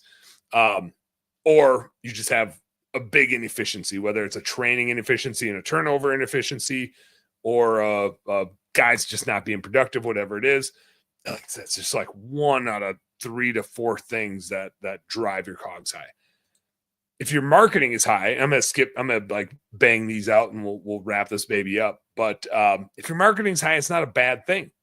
It's an investment. It just means you're being aggressive. If your marketing is high for your industry, the onus is just on you to make sure that your ROI and your client acquisition cost is good. If you don't know what that is or how to measure it or whatever, just get a good bookkeeper, whether it's me or somebody else. Like, we know how to calculate that. We know what you should shoot for your industry. So just make sure your marketing is working. It's okay to be aggressive. We talked about Taylor earlier. It's fine to be aggressive. Just make sure it's working. Admin's the trickiest. If your admin is high, it's usually that you're too lazy to fire people that you like, but you don't know how to fire them or hold them accountable or measure their data. And so if your admin is high, you need to focus on like measuring their productivity some way, shape, or form, whether it's their live answer rate or how many emails they send in a day, or some mechanism for product. Oh, that looks so good. Do a little zoom in and zoom out on that pizza, Rob. Give me a little like woo, woo, woo. Oh, that's good. I did just want to point out that marketing really depends on the time of day or condition you're in. This is some really crappy Little Caesars pizza. Yeah, it's looking way more delicious right now. I bet it is. It looks really good from where I'm sitting. Really good. But admin is a tricky one, you guys. Like if you're high on admin, it usually means you need to like fire somebody, which sucks. Or you need to like push on them and hold them accountable. They need to be growing and sometimes you just got to look in the mirror, right? Sometimes you're the bottleneck. But you need that admin team to grow your business. That's what they're there for. And if they're not doing it, you need to change it. You need to pay them differently. You need to hold them accountable differently, or you need to let somebody go. If your fixed overhead is high, this one kind of sucks because you only have like two options here, which is you either need to, and Nick Judge jumped in earlier, so I'm going to use him as an example and Rob as an example. If your fixed overhead is high, it's this like baked in infrastructure. It's really hard to get rid of. There's a reason why we call it fixed overhead. It's fixed. It's locked in. You're stuck with it. And so if your fixed overhead is high, you need to cut expenses, which is really hard to do. Nick did it. He started like shopping his insurance around and saved like, I think I mentioned earlier, like 30 grand a year or something crazy. But not everybody's in that position to do. If your rent is high, which was Rob's case, you might need to just ride it out and then like be game planning the next solution.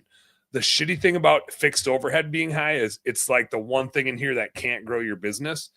And so you got to grow into it. And if you're high, you can either cut those expenses out, or the only other option is you actually need to spend more on marketing and admin to grow. And you got to get it right to grow your revenue to pay for the infrastructure you already have.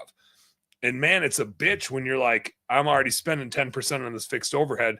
I'm broke because I'm super tied up in fixed infrastructure. And now Dan's telling me I got to spend more on these growth things and I don't even have any money to spend on them.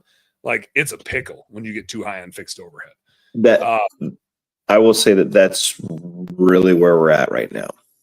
We are in a spot where just the liquid cash to spend is just very limited. And it looks like oh no, sorry, that was a really long drink. And I thought you froze. Stay thirsty, my friends. My friend. Yeah. But no, I mean, like that's the challenge is looking at it and saying like, hey, we need to spend more money on both advertising and marketing and recruitment, and being in a financial spot where we're like, stuff's way tighter than we like it to be. We're waiting on too much money, you know. Our second biggest residential job ever decided to blame us for all kinds of stuff that wasn't remotely true, and apparently has a reputation in our area of doing that kind of stuff. Dude, I cannot tell you the amount of before and afters that's when you were in the Philippines. I was at this person's house. Oh no. And we're still waiting on a $6,000 plus check for payment. Yeah, those are the worst. Like they're just taking advantage of the lowest hanging fruit. Like they won't do that to bigger companies because they're like, oh shit, they have the lawyers to fight back. They're just looking for the damn plotters and the world to fuck over because they're like, oh, these guys won't fight back. I'll put bad reviews. I'll report them to BBB. I'll do all the bitchy customer shit I can do to get them to do work for me for free. That's how I built this house. It's taking advantage of shit. Like Robin did. Yeah. 2.5 hour plus. I'm gonna eat some chips and guac, and I'll catch up with you, man. Well, this is the last thing. I'm gonna end this son of a gun right here with variable overhead. Profitability. Let's just talk about that. If your variable overhead is high, that's the easiest one because it's all frugality stuff that you can stop spending on tomorrow. If your variable overhead is high, either your employees are stealing from you or you're stealing from you, and you manage your money irresponsibly. That's all it is. Like you're just not frugal. So that one, you just got to look in the mirror. That's it. But again, like it's a journey. It's a marathon. It's not a sprint. It's okay to be in the red. It's not okay to look at it and be like, huh, whatever. Right. Like it's important to like go through. It's not okay to stay in the red. That's the other key part. Yeah. Like you're looking at the trajectory of it. You're looking at, and you can see our marketing, and our marketing is high because I have fees to pay to old partners and stuff like that. And it's, I call it client acquisition. It's not really, but there's these like burn things in your business where you're constantly working them down, working on your business model. And it's okay if it sucks, right? When I look back at the trailing 12 months from a year ago, like, yeah, our business was in rough shape, and it was intended to be so. And again, like, I wasn't even taking a paycheck. I wasn't making any money. I wasn't part of COGS, which was high. I wasn't part of admin, which was low at the time, but only low because I wasn't getting paid. It's just important to understand what these numbers mean, what they're telling you, and what to do with it. And again, like, my business isn't sunshine and roses either. I don't want you to get the impression like Dan's got it all figured out. I'm constantly learning stuff, but I'm in a unique seat where I get to learn from all of my failures, and Rob's and yours and Mitch's and Taylor's and Nick's. Like, I'm just constantly watching all of our business models and the decisions that we're making. And I get a unique lens of like what works and what doesn't work. And when we're in this situation, what do we need to do? So I just encourage you to make sure, I don't give a shit if you guys use Best Damn Bookkeeping. I just wanted to show you this because I can be like so transparent and so candid to what's working for us and what's not working for us. I don't care if you guys use us. I do care that you know how to get good data and you know how to do something with it and make decisions with it and make your business better, make your life better, make marriage better, make you as a parent better and your client relationships better. All of it. That's all I got. Rob, while you're eating your chips and guac and you're making me hungry and I'm thinking about what snack I'm about to go downstairs and get, any closing comments to wrap us up? It's way cheaper to learn from other people's mistakes than to do them yourselves. That's true. That's true. We'll leave with that, or end with that. I like it. I Yeah. like it. All right, business nerd. But yeah. Sorry, I cut you off. I thought you were done. No, you're done. it's okay. It's okay. Closing thought. Good night. There it is. All right. See you, man. Mitch dropped some comments on here, so let me finish with that. He said, Dan is humble. Highly recommend that you do, in fact, hire Best Damn Bookkeeping. They're awesome, and I could be happier. Thanks, Mitch. I appreciate that, man. You don't have to lie to everybody like that on my behalf, but that's real nice of you. I love it. He says, good point, Rob. Touche. With that, you guys know what to do. Work smarter and harder. Go earn yourself some pride. I'm going to go eat some snacks. Rob got me all hungry up in here.